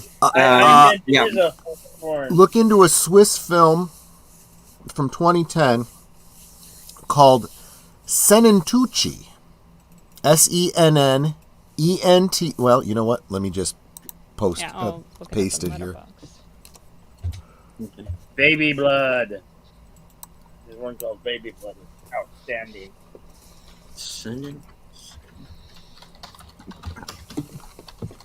Or Dilamante de Montes, also known as Cemetery Man. Yeah. Senentucci is a very difficult one to explain, especially because you don't want to give away the trick ending. There's a trick ending. And there's a murder, and there's it's a whole thing. But it's on Tubi. It is on Tubi, so you can see it for free. Let the right one in, the original. Yeah, it's the original film. Great vampire horror film. I only have the American remake because I'm a frickin' completist. So I put them together in a 2-disc case. How dare you, Troy? I know. Yeah, Troy. I know. But I guess I watched the remake just so I can away your horror card, Troy. Just so I can appreciate how good the original actually was. Let me know if I have the movie you have in mind here, Troy. From 2010. Yep. 3 lonely herdsmen starved of female companionship creates the girl of their dreams from a broom, some straw, and a few rags. Yeah. Oh, wait, that's not the one I found. What? The creation Senentucci lives and breathes to cook, clean, and look after the 3. Why is this now starting familiar? Look after in quotes. Well, the way I found out about this movie was I was watching a John Solo video. He was doing a series talking about the various stories from Scary Tales to Tell in the Dark. And one of those Scary Tales to Tell in the Dark, I don't remember the name of the book, but it's about like a scarecrow that comes to life and, Oh, yeah. Well, he starts talking about the folklore behind, the creation of a scarecrow and the living scarecrow and so forth. And he comes up with the Swiss legend of the Senentucci. And he describes it and he talks about this movie. And I'm like, okay, well, now I got to go check out this movie, right? And I watched it and it kind of messed me up a little bit. I got to be honest with you. By the end of this movie, I was like, oh God, no. Oh God, no. But it's one of those ones that it's now you think you know what's going on here, and then it's not what you think. It's So yeah, definitely worth checking out. Yes, for free on Tubi. That's right.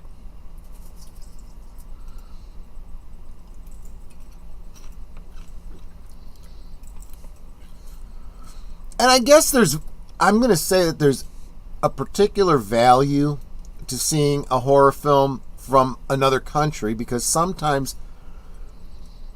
sometimes if you're just seeing the domestic stuff, you're kind of seeing rehash of the same stuff over and over again. And I don't mean literally, although sometimes, yes, sometimes you get remakes and stuff. But I mean variations on a theme. And you're like, okay, I've basically already seen this before. And then sometimes, like, boy, you see some of those Japanese horror films. Ooh.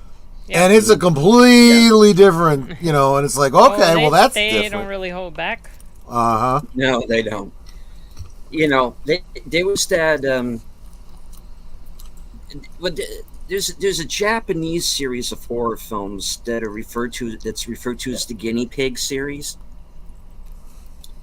And one of them is apparently so realistic looking that, like, Charlie Sheen called the fucking FBI and thought it was a snuff film or something. Oh my God! I don't know gosh. if that's urban legend, but how fucked up of a movie do you have to be for Charlie Sheen to go, I gotta call cops? You know? Right. You really killed this woman. What the hell? You know. But yeah, I mean, I think it's just a matter of, with me anyway, of how realistic do you make it look, you know. When going back to the Poughkeepsie tapes, you know, that's a movie where you don't see a whole lot. I mean, you see some stuff, but you don't see a whole lot. It's usually just descriptions of things that are going on.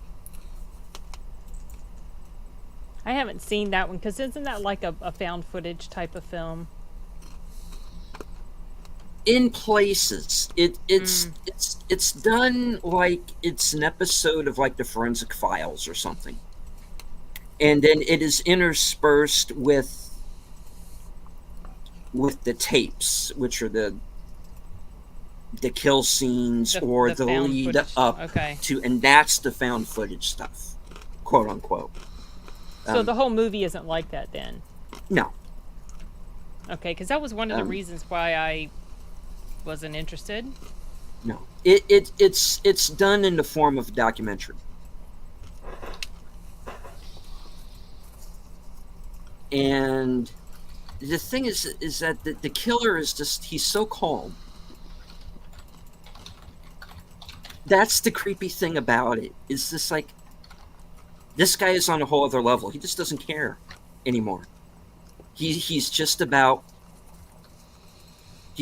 killing people. It's Tuesday. You know. Hi, nice to meet you. Die, you know. It's this. It's a creepy ass movie. Yeah, you can watch somehow my entire internet shut down. Okay. Okay. Well, that can happen.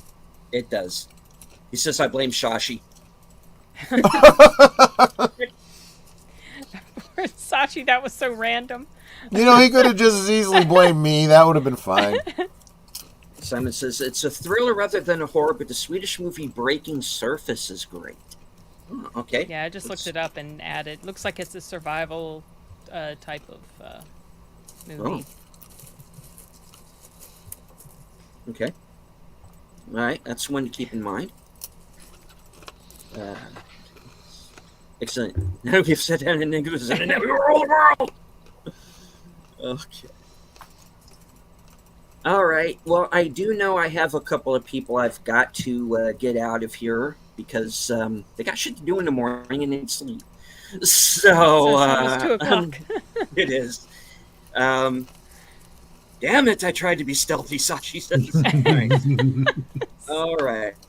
Well, all right. Let's go around the horn here, and Sim, what do you have coming up? Tomorrow the night. mystery movie. Yeah. Well, actually, technically tonight. Later tonight, the mystery movie, and Wednesday I'll be on Sound Booth Theater live stream, talking about The Last Starfighter, About Time, and Fallen. And at some point, I want to put my review up for Horizon Chapter 1 because I did go see that last week. And after that, I'm not sure. Ow. What? I don't know. It was very. That was Enigma's That was back. Enigma. Sorry. So that's that all I hurts know when at you're this wearing point. headphones. Yeah, Right. it was something. Okay. Loud noises. All right. So, Mystery Movie Night Podcast, Sambu Theater, and the Horizon review. Yes. Okay. At Right some on. point. I don't know when that'll go up, but yeah. And of course, your Long Legs review is Yeah, that one went live. available right now. Yeah. Yes, and also I did a review for Kill, and I did a review for Maxine. All of those came out this past week. Because I was gone for a couple weeks, so I've been trying to make up for, the missed movie viewings, and I had multiple, like there was a couple days where I was doing a double feature. So I've seen a lot of movies this past week, plus movies I watch at home. So, yeah. All right. So yeah, that's it. Curtis, what do you have coming up? I didn't do it. I mean, Yeah, you did. good question. What am I Probably. doing? Hopefully there aren't any random catastrophes that happen over the next few days. Your mouth to God's ears. Yeah. I know. Yeah. But I started something today that I may continue depending on how people like it. I stole the idea from another YouTuber, but I started something today called God Talk, which is not necessarily talking about God per se, but just the deeper philosophies, the deeper spiritual things that guided me through my youth, and I may continue with that on Sundays when I have the time, and then sometime around Wednesday I'll come up with something random. I haven't really decided just yet, and somehow Fade and our schedules just don't seem to mesh up very well. But I'm going to try again to do something with him on Saturday. So, barring weird things in the news that I just feel compelled to talk about, those are the things that are coming up on my channel this coming week. Right on. Connie, what's up next for Fluff Check Productions? I'm still working on a couple of my videos that life got in the way of me getting to them. Monday I'm going to be seeing Long Legs, and I will get back to you deleted on my thoughts on that one. Wednesday I'm going to be doing a comedy on my Cosme link for the Marx Brothers. I haven't decided on which one I'm doing yet, so. And that's it for right now. Okay. All right. Joining us right at the end, or towards the end. Well, I guess I can go a little bit longer. Sure. No, you don't Pop have Culture to. Minefield, Gary. Woo! Full. Man, I got so focused on work, I lost track of time. I'm like, oh shit. Well, you got a fucking comic book you're trying to finish there, man. Vindicated Inc. What's the update on that? Now that I'm back on it, I had to stop for a short period because I had to work on 2 book covers for a client. Whenever that shit pops up, it delays the book. So I was planning to finish my part of the book in August, but it looks like it's probably going to be the next month. And we still have another chapter that's due from Richard, if Richard's going to do it. So far, I haven't been able to find the funding to pay him. So if I get stuck doing it, I get stuck doing it. What's up, Outlaw Bill? Hey, Sin. Hey. Hired midnight blogger? Howdy. How are you? Troy. I know Troy really well. Yeah. And of course, Connie Cleary, I know. Yeah, hello. How you doing, buddy? Good to see you. Oh, yeah, I'm doing okay. And then there's Enigma, who's Poor kind of Enigma. been in and out. His internet can figure out what it wants to do. I'm so going to dip upset. out, you guys. I hate to Take leave care. as Have a soon good as one. a new one Thanks, comes, Sid. but it's late. Take I care, gotta get Sid. up No early. worries. So. Good Great night. See you chatting. tomorrow night. Alrighty, bye. All right. Yes, and Joe's Atmospheres. Speaking of John Carpenter movies, we're doing one in the morning on Military Monday. Yes. Escape from New York. Ooh. No, New Jersey. Well, if you want to be really technical about it, St. Louis. But St. Louis. East St. Louis. East You got to be St. Louis. specific. Yeah. Yeah, because the area that they shot at is right along the riverside. I was born right across the river at St. Mary's Hospital on the Illinois side of the Mississippi. And East St. Louis was an area that was racist as fuck when I was young. And then somewhere in the 70s, it transitioned to the other way. And if you were white, you did not go into East St. Louis at night. Only because there were so many funk bars and white guys can't dance. That goes without saying. But no, we're doing Escape from New York in the morning. I'm pretty excited about it because it is my third favorite film of all time, and I just fucking love that movie. That's that movie about Snake being dead, right? Yeah, Snake. He dies. He dies at the end. They forget to demagnetize the bombs in his neck. So There you go. his head pops off. It's a great ending. So that and yeah, I am so tired, man. It's been a long fucking day. I know, right? Yeah.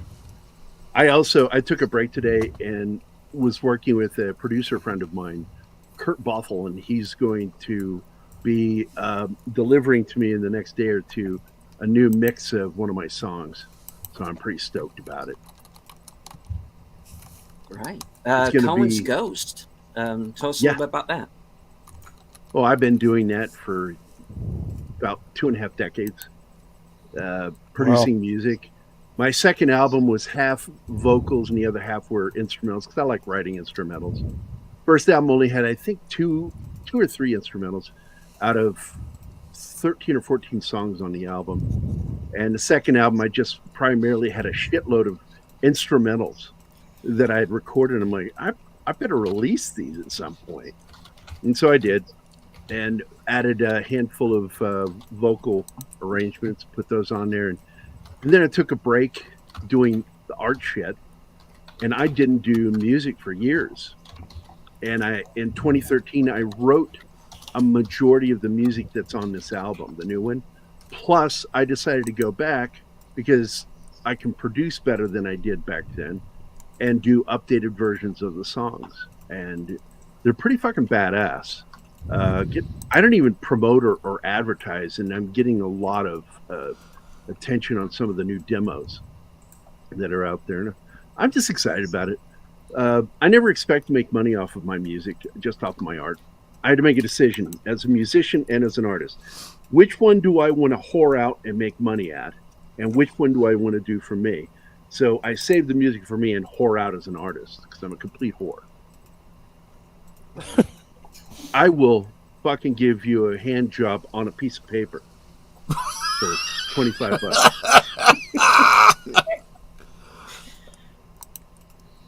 $25, man. $50 gets you in around the world. What, Connie? I think we got a perfect candidate for ornery fans. You think? Yeah, I'm a dick. It's a known fact. My middle name is Richard, so Mine too. Wow. yeah, it works. Dick is my middle name. You guys, well, some of you guys know who my girlfriend is, Anima. She co-hosts with me on some of the shows, and like the first time I met her, I was like, "Is your accent German?" And she says, "It's Austrian. I'm from Vienna," because they get offended if they're called Germans. And me being the dick, I said, "Oh, Vienna, the Paris of Bavaria." Oh, wow. Oh, hell.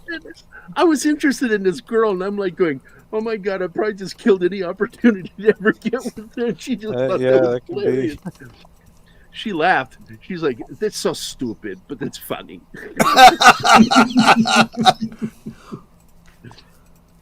So, but anyway, guys, what'd you guys talk about on this show? What didn't we talk about? Yeah. Yes, please. Hey, we yeah, we've been talking about horror movies. Yeah, that in the second half, yeah. And in the first half, it was horror reality. That's why I had to jump in, because I am a horror fan aficionado, and I have years, decades of knowledge of horror films. I'm kind of right up there with you, dude, because I love horror films. And I'm stoked about this new Alien film. I usually don't get excited about them because the last two are just fucking garbage. And I'm not, even though Alien vs. Predator was pretty good, the second Alien vs. Predator film was terrible. And I like my gore. I like my horror. I like good jump scares that are done correctly. Man, I got to tell you, I'm stoked about this new Alien.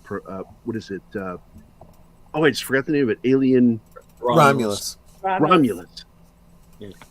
Totally stoked about it. The new trailer looks awesome. The only reason I remember that is because I got confused. I thought it was some sort of a Alien Star Trek crossover. I wasn't interested in it because they hired a bunch of young people. And I just get so tired of that when they do that. But this looks really promising. And I had a conversation with Mr. H about it, going, man, I have not been this pumped for an Alien film since the 80s.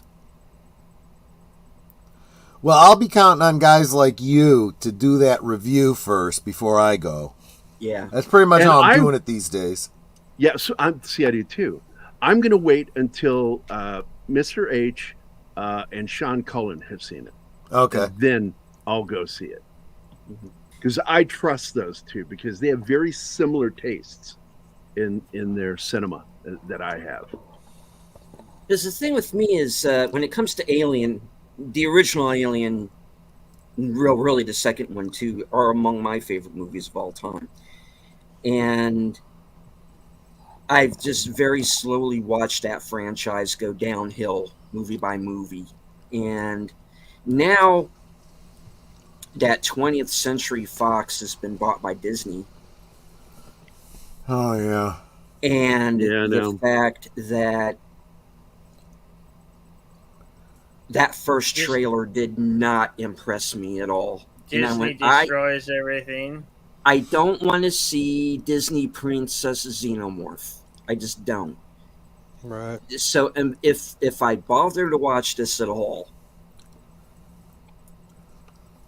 I'm going to be like you. I have to have 5-star reviews across the board from people I trust before I go see it. As long as I got two of my friends, I'm close friends with Tom, so I'm going to trust him. He will be seeing it on opening weekend, I guarantee you. So I will be listening to what he has to say too. Mm-hmm. But we will be doing Alien this coming weekend. Tom and I will on Pop Culture Minefield. We'll be talking about the film, where it came from. I used to know Ron Shusett back in the day, and he was such a great guy, really fun, polite gentleman. And a guy that writes horror science fiction, and the guy's just the sweetest guy you ever met. And he's the co-writer or co-creator of Alien. And he told me some great stories about it that, I haven't seen yet on there. One of them being that, I forget his name, the guy that wrote 48 Hours and directed it was the guy who secretly wrangled Ridley Scott in the first Alien film to keep him on point, because they were worried that he might try to veer off with the film. And his job was to do what Zanuck and Brown did with Jaws with Spielberg. Yeah, we were talking about Jaws a little bit earlier. Yeah, it's another great classic horror film. It's almost like a slasher film, really. The shark is a slasher. It's Michael Myers. Yeah, one thing I liked about Jaws when it first opened, no one would go to the beaches after the initial showing. Oh, look, it was so bad because I was a little kid when it came out, and we went to go do laundry the same night, my dad and I, and the laundromat was down. It was in a concrete hole area for maintain flooding, and for some reason it flooded. So it was like about 4 inches of water, and you couldn't see the bottom.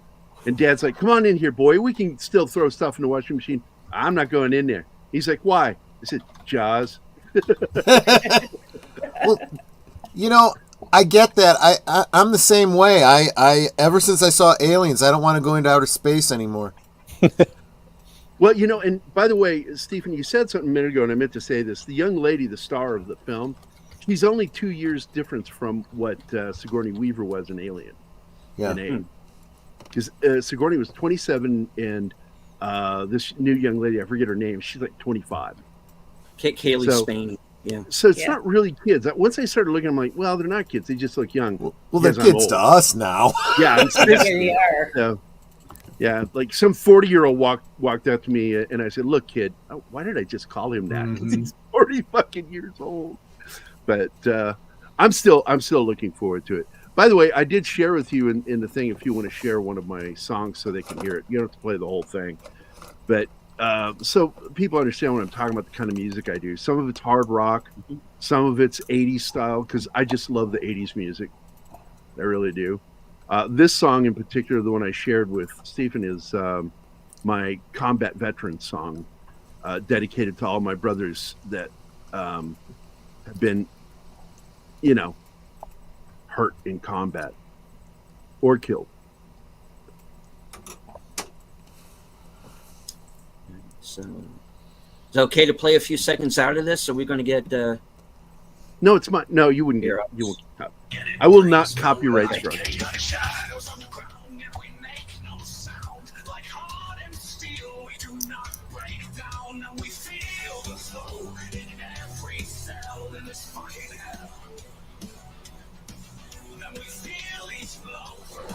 It's not very loud. Oh, sorry. And the people walking by will never know. And the blood we spilled on the ground had its own flow. And the pain for the souls we lost, we must never show. We must never show. We do as we were told as we stay in our homes. These lies will not break no matter what they throw. And the flow is wide and we're taken by its tide. While the burst of a billion suns burns everything inside. We feel the flow in every cell in this fucking hell. Then we feel each blow through our skin like our every sin. Deep within this flesh and bone lies its own soul. And the people walking by will never know. And the blood we spilled on the ground had its own flow. And the pain for the souls we lost, we must never show. We must never show. So what do you guys think? I like. It's funny because I can literally get both the heavy metal and the 80s feel from this one. And we feel the flow in every cell in this fucking hell. Then we feel each blow through our skin like our every sin. Deep within this flesh and bone lies its own flow. And the people walking by will never know.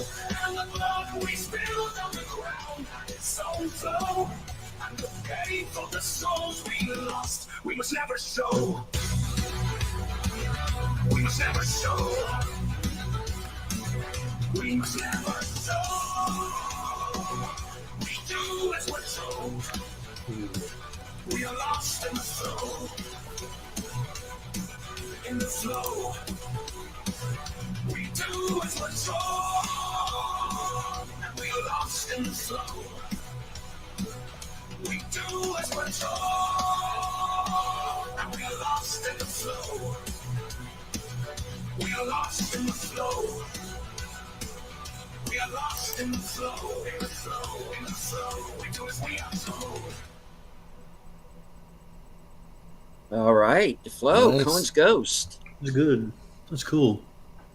Yeah, I'm diverse in my writing because I just love doing certain styles, and I've written and produced 26 songs for a 2-album set. That'll be coming out hopefully next year. I can't get it done this year. It's no time. But I've got a great guitarist and a great vocalist that's going to be wrapping things up. And he's having trouble with some of the songs, and so I may have to bring in another vocalist. I did with this new version of Send Me Your Fire, whatever the song's called. It's the one that hopefully I'll get a copy of either tomorrow or the next day from the producer. I forget the names of my own songs. I've written so many of them, hundreds. And these would probably be the last 2 I ever put out, because I'm kind of done with music.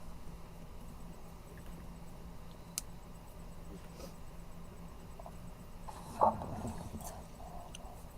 right. By the way, have any of you guys ever heard of a show called Danger 5 from Australia? No.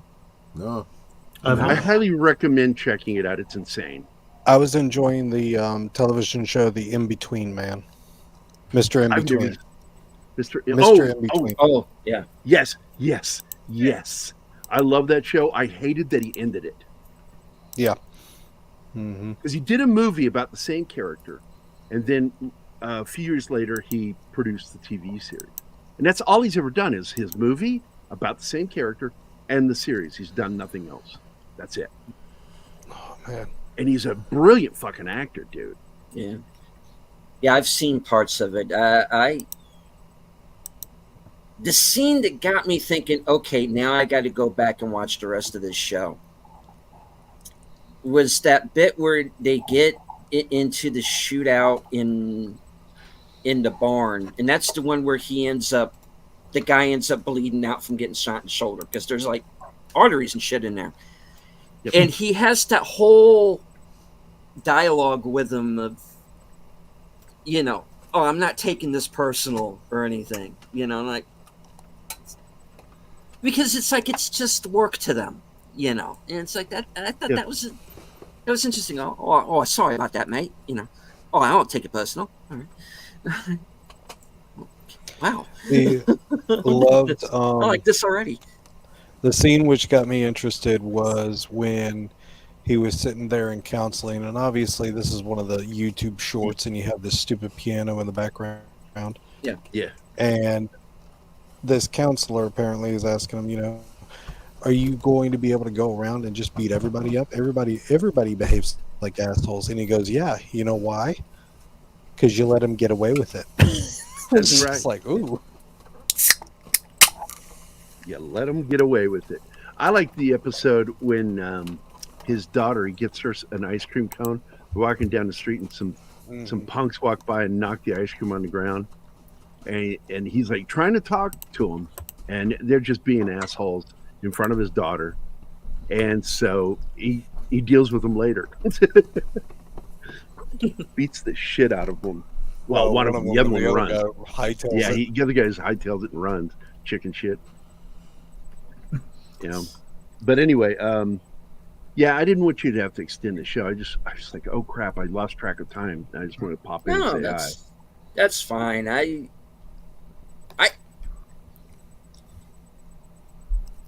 Would you like to come on and do the entire show next week as a guest? As long as you remind me. You have my phone number, right? Your phone number? I'm not positive about that, but all right, I'm sending it to you right now. Okay. Yeah, you can. It's 555 BR 549 123 4567. I sure that 8675309. 8675309. Ah!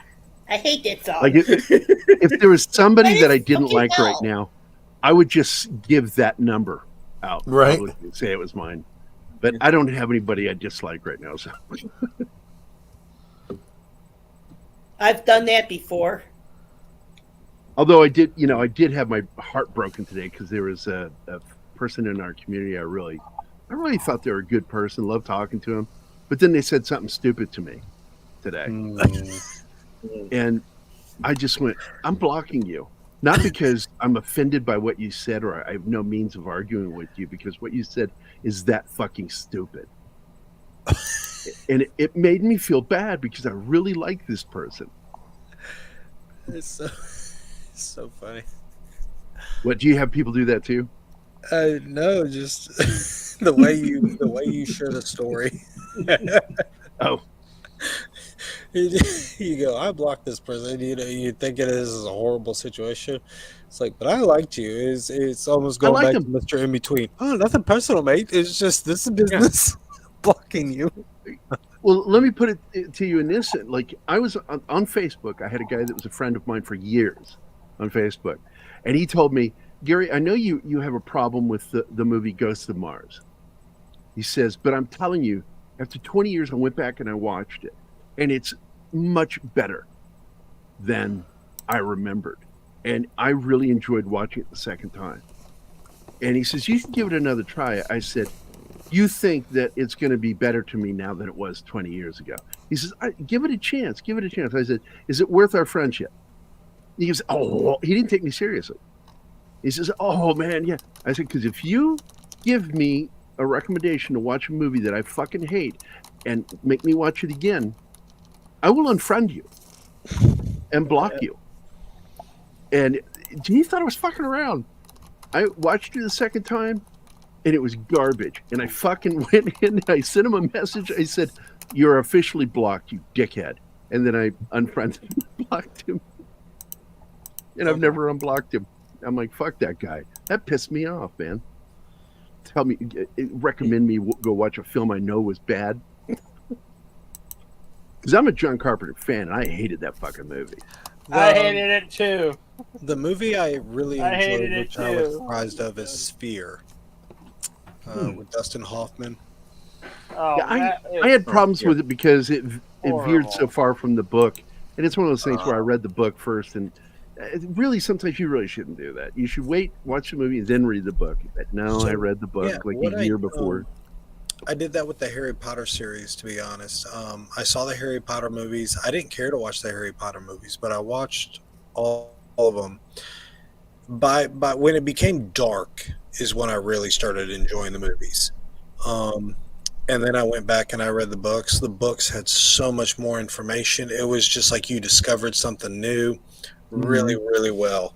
And so, yeah, for me personally, I did not. Well, you miss so much from the narrative process because in the books you have a narrative to the book, and you don't get that when you watch a film. Right. And so with Sphere, I enjoyed the idea. To be honest, I'd have to go back and look at how conclusive it ends because I know that they, I know there's a small trick with Dustin Hoffman that they pull. I'd have to go back and look at it, but yeah, I didn't realize it was off a book. So.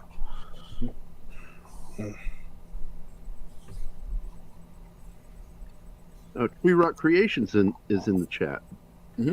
Buddy of mine. Thanks, Tree Rock. Yeah, he had a lot of good information. Indeed. All right. So I went to send one message and it says it sent it 5 times. It did. What the fuck? Well, that's just me thanking you 5 times, Tree Rock Creation. That's how important he is to you, or they are. So Tree Rock shares a lot of my music out. Yeah, he does. That's cool. All right. So to attempt to end the broadcast. All right. We did get to Connie. Curtis, did we get to you? What's coming up? We next did, week? yeah. I just Okay. have the things that I talked about. The Got Talk on Sunday. The something random on Wednesday, and possibly something with Fade on Saturday. So, All right. Enigma, what is coming up for your channel? I am actually preparing my 2 releases after your awesome Boy Kills World showing. So I'll have the breakdown and the little video that I did. Again, that's my original passion. I just love doing it. The breakdowns I'm really getting into now. So yeah, both of those on Boy Kills World are going to come out after your showing, just to compliment. So. What will be? And speaking of which, of course, I'll be it. I promise When it exactly will are be we going to get to the show? this Thursday. I promise. I assure you. Okay. I'm going to actually set it up right when we get done here. Okay. And so what else do you have coming up this week? I know you're doing the Acolyte and House of the Dragon at present. So yeah, House of Dragon. Yeah. We did House of Dragon episode 4 earlier tonight, and gonna try to do some karaoke on Wednesday and Saturday. And El Diablo next Sunday. Yes. Sunday. El Diablo. Speaking of John Carpenter, yeah, that's based on a Carpenter screenplay. So, yeah. All right, Troy.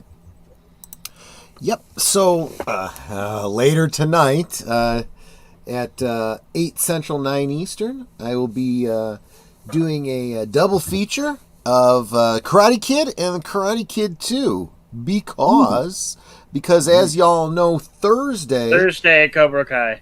Thursday Cobra Kai is dropping. Well, the first half of the season. Yeah. First 5 episodes, yeah. And so I figured it would be nice to kind of go back to the roots, back to brass tacks, kind of refresh ourselves on where it all started. And then on Friday, last call with Troy Pacelli, myself and my co-pilot Agent Boomer, 9 Central, 10 Eastern, we will do a bit of a retrospective on Cobra Kai. Don't worry, no spoilers we won't have had a chance to have watched what's dropping on Thursday, but we'll go back and kind of refresh your memory on the first 5 seasons, kind of talk about it, build it up in all of its excitement, because then come around to bookend it the following 1 week from today. The double feature will be Cobra Kai, will be Karate Kid 3 and the next Karate Kid. And I don't know for sure. The reason I'm doing the next Karate Kid is because I think there might be a surprise reference to it this season. Don't know, just speculating. Mm-hmm. All right. Gary, what's coming up for Pop Culture Minefield? Yeah, I fell asleep. No, just kidding. Yeah. Yeah. It's late. Oh, hey guys. No, it's. I was just looking over to see when it was going to come out, so I could watch it. Yes, there was a I want to Karate watch Kid it 3. Yes, it was not very good, but it wasn't also horrible. It's like pizza.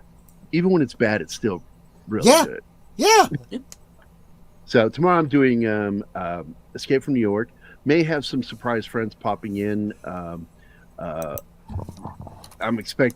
hoping that they might show up, but otherwise you'll have at least Joe and me. And of course my girlfriend Anima and the always amazing Martin with his broken English. It'll be fun. Then Wednesday we are doing a nod to both Robin Williams and Shelley Duvall with Popeye. We'll be doing a little breakdown of the film, talking about it, reviewing it. And then Friday, I'm not sure. I think we're doing House of the Dragon again. And whatever the latest episode is, comes out technically today now. It's Sunday. Let's see, or is it Monday? Does it come out on Monday or Sunday? I never remember. It comes out on Sundays. Sundays. So yeah, I already showed it. But we won't be watching it until Monday because Anima and I watch it together. And she's in Austria, 7-hour difference.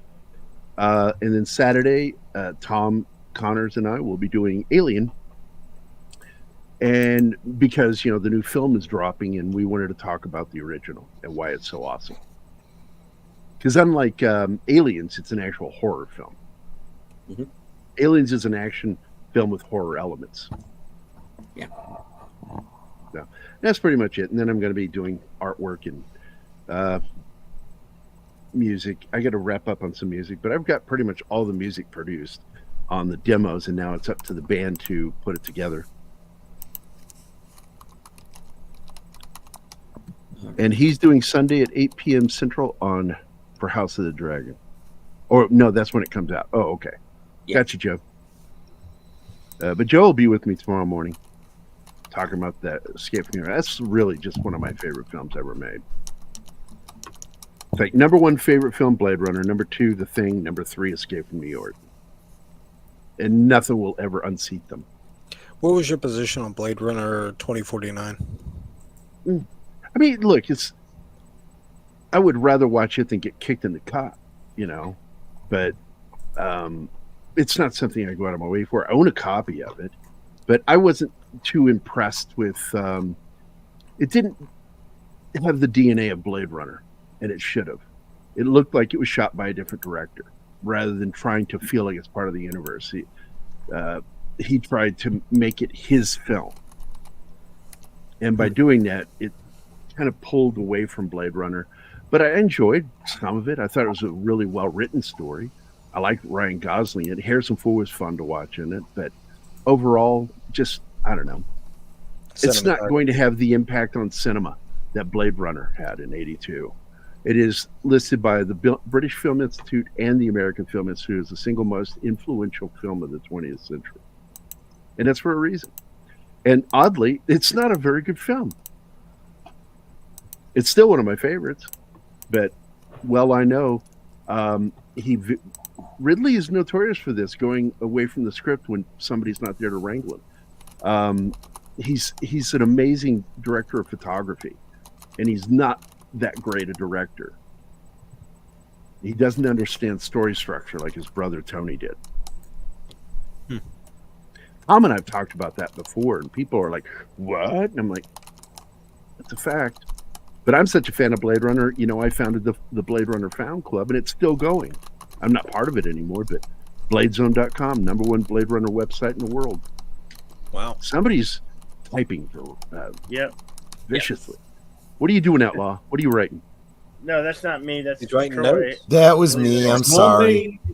It's Troy. Troy, I got a silent keyboard, okay? My Troy. keyboard is silent.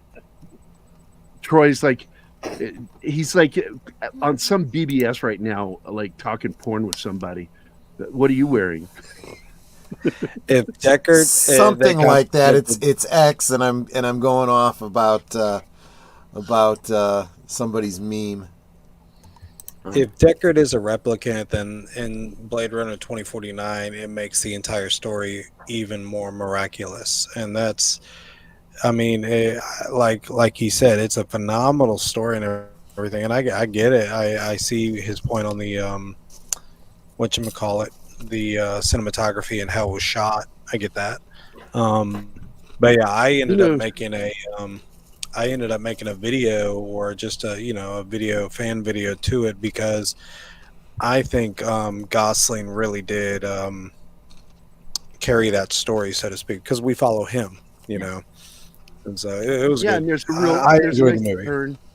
there's a nice turn at the end, because he was the best part of the film, and I liked his character. I liked the way he played it, but Deckard is not a replicant, and it's absurd. Right. They tried to make it. They said, "Well, Ridley always said." No, he didn't always say. And then some asshole tried to argue with me on one of the Blade Runner sites, and people warned him not to argue with me about it because I know my history with Blade Runner. And he's like, "Well, back in the 80s, Ridley said, and I said, Ridley never said anywhere in any interview about that. There was a mention of it in 1992. That was the first time it was mentioned. Before that, it was never mentioned. Hampton Fancher, David People said it was never in the script. The proof in the movie to demonstrate that he wasn't is when the girl goes to see him, and he asks her about the business, and she says, "I am the business." Yep. If he was legitimately a replicant, he would have already known because she knew. It's just ridiculous. I thought the whole concept of it, and structurally, it destroys the entire building of the story. That he is changed by these things. Right. These things make him even more human than he was before, and that was the whole thing. That was his story arc. And you remove his story arc, his character arc. I mean, you remove it. If you turn him into a replicant, I'm like, well, then he has no character arc, and it doesn't mean anything. The ending means nothing. And I thought that seeing him in the sequel, now an old man, I thought that pretty much put it to bed. It's like, he wouldn't still be alive, right? Right. Harrison, do you know why Ridley didn't direct the film? He's not going to address this. We heard through the grapevine what happened. It was mentioned in an article about the making of the film that Ryan Gosling, Harrison Ford, and Ridley sat down to drink some Johnny Walker, celebrating this movie getting produced and greenlit. And the argument started again between Harrison Ford and Ridley. And they played it down. And I'm like, no, I guarantee you. And it's pretty much been said to me from insiders that if Ridley went with that, he was walking. Wow. He wasn't going to do it. And he didn't want to be mean about it. But he says, if you're going to go that direction, I don't want to do this. It makes no sense. Harrison Ford argued all the time. That is a dumb idea. And so Ridley was put in producer position. They brought in another director, and Harrison stayed. So, of course, that gets us back around to myself tomorrow night. I have the Mystery Movie Podcast along with Sin and hopefully Kyle Corwith, depending on if his schedule allows. Tuesday, of course, I will be joined by Troy Netter, an aged boomer, for episode 3 of Twin Peaks: The Return on live from Sparkwood and 21, our Twin Peaks retrospective series. Yes. Then, of course, I will be joining Bill for Action Theater, and we're finally going to get to Boy Kills World. So that Enigma can get his video out. And, no, dude, I love waiting on you. It's going to be enjoyable just to watch everybody. I really enjoy the movie. So, yeah. All right. Just messing with you guys. Yeah, because that's going to be a 3-hour discussion if we go into Blade Runner. Not tonight. Okay, so let's see. What else? Friday, I am going to be joining Big Al Presents for Films with Friends, and we're going to be watching Deep Rising. And, of course, that gets back around to next Sunday at 4 p.m. for Western Cinema Presents as we return with El Diablo. With Lou Gossett and Anthony Edwards. All right.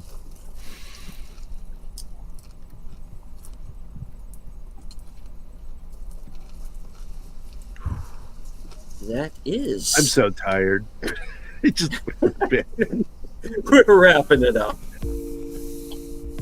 That's the show. I would like to thank everyone who joined us tonight on Twitter and Rumble. I can't see you, but I know that you're there. I'd like to thank Sin's Corner for joining us. Also, all right, everybody who joined us in the chat, including E. Clay Thomason, Joe's Atmosphere, Sashi, Tree Rock Creations, Clue Channel, Simon Smith, let's see. The Late Horror Show. Hello, Dino. Good to see you. All right. War Pig was with us. Our man from the future, Sashi. Dad Man Walking. Mark Malnikoff. This is where I wish we had Martin, so they could. I wouldn't have to scroll. We'd know. All I have to do is just go to Martin. chat. Martin's amazing. Yeah, the Clue Channel. West V Mountains, who are seeing for the first time. So thank you very much for joining us. I hope you enjoyed the show. This is not me.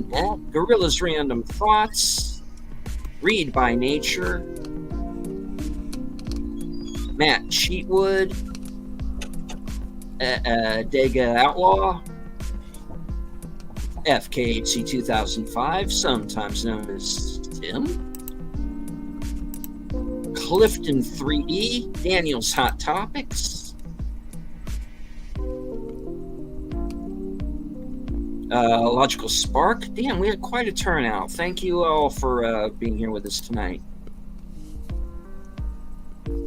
And just remember, you're not officially gay until you do it twice.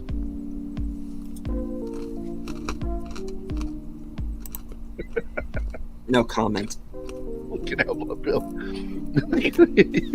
Okay, y'all can hear me, right? They just put out Key and Peele, one of the older vintage gang fights, but it's a gay gang fight. Y'all should go watch that. It's funny. All right. Any last words? I haven't heard that in Wrap it forever. up. Champagne wishes and Wishes caviar and dreams. caviar dreams. And this music's making me sleepy, Steve. Yeah. All right. That's all what right. it's for. I'll wrap it up. From HQ and all points north, south, east, west, and beyond. Good night. Take care. Stay strong, because this is how we win. Good night.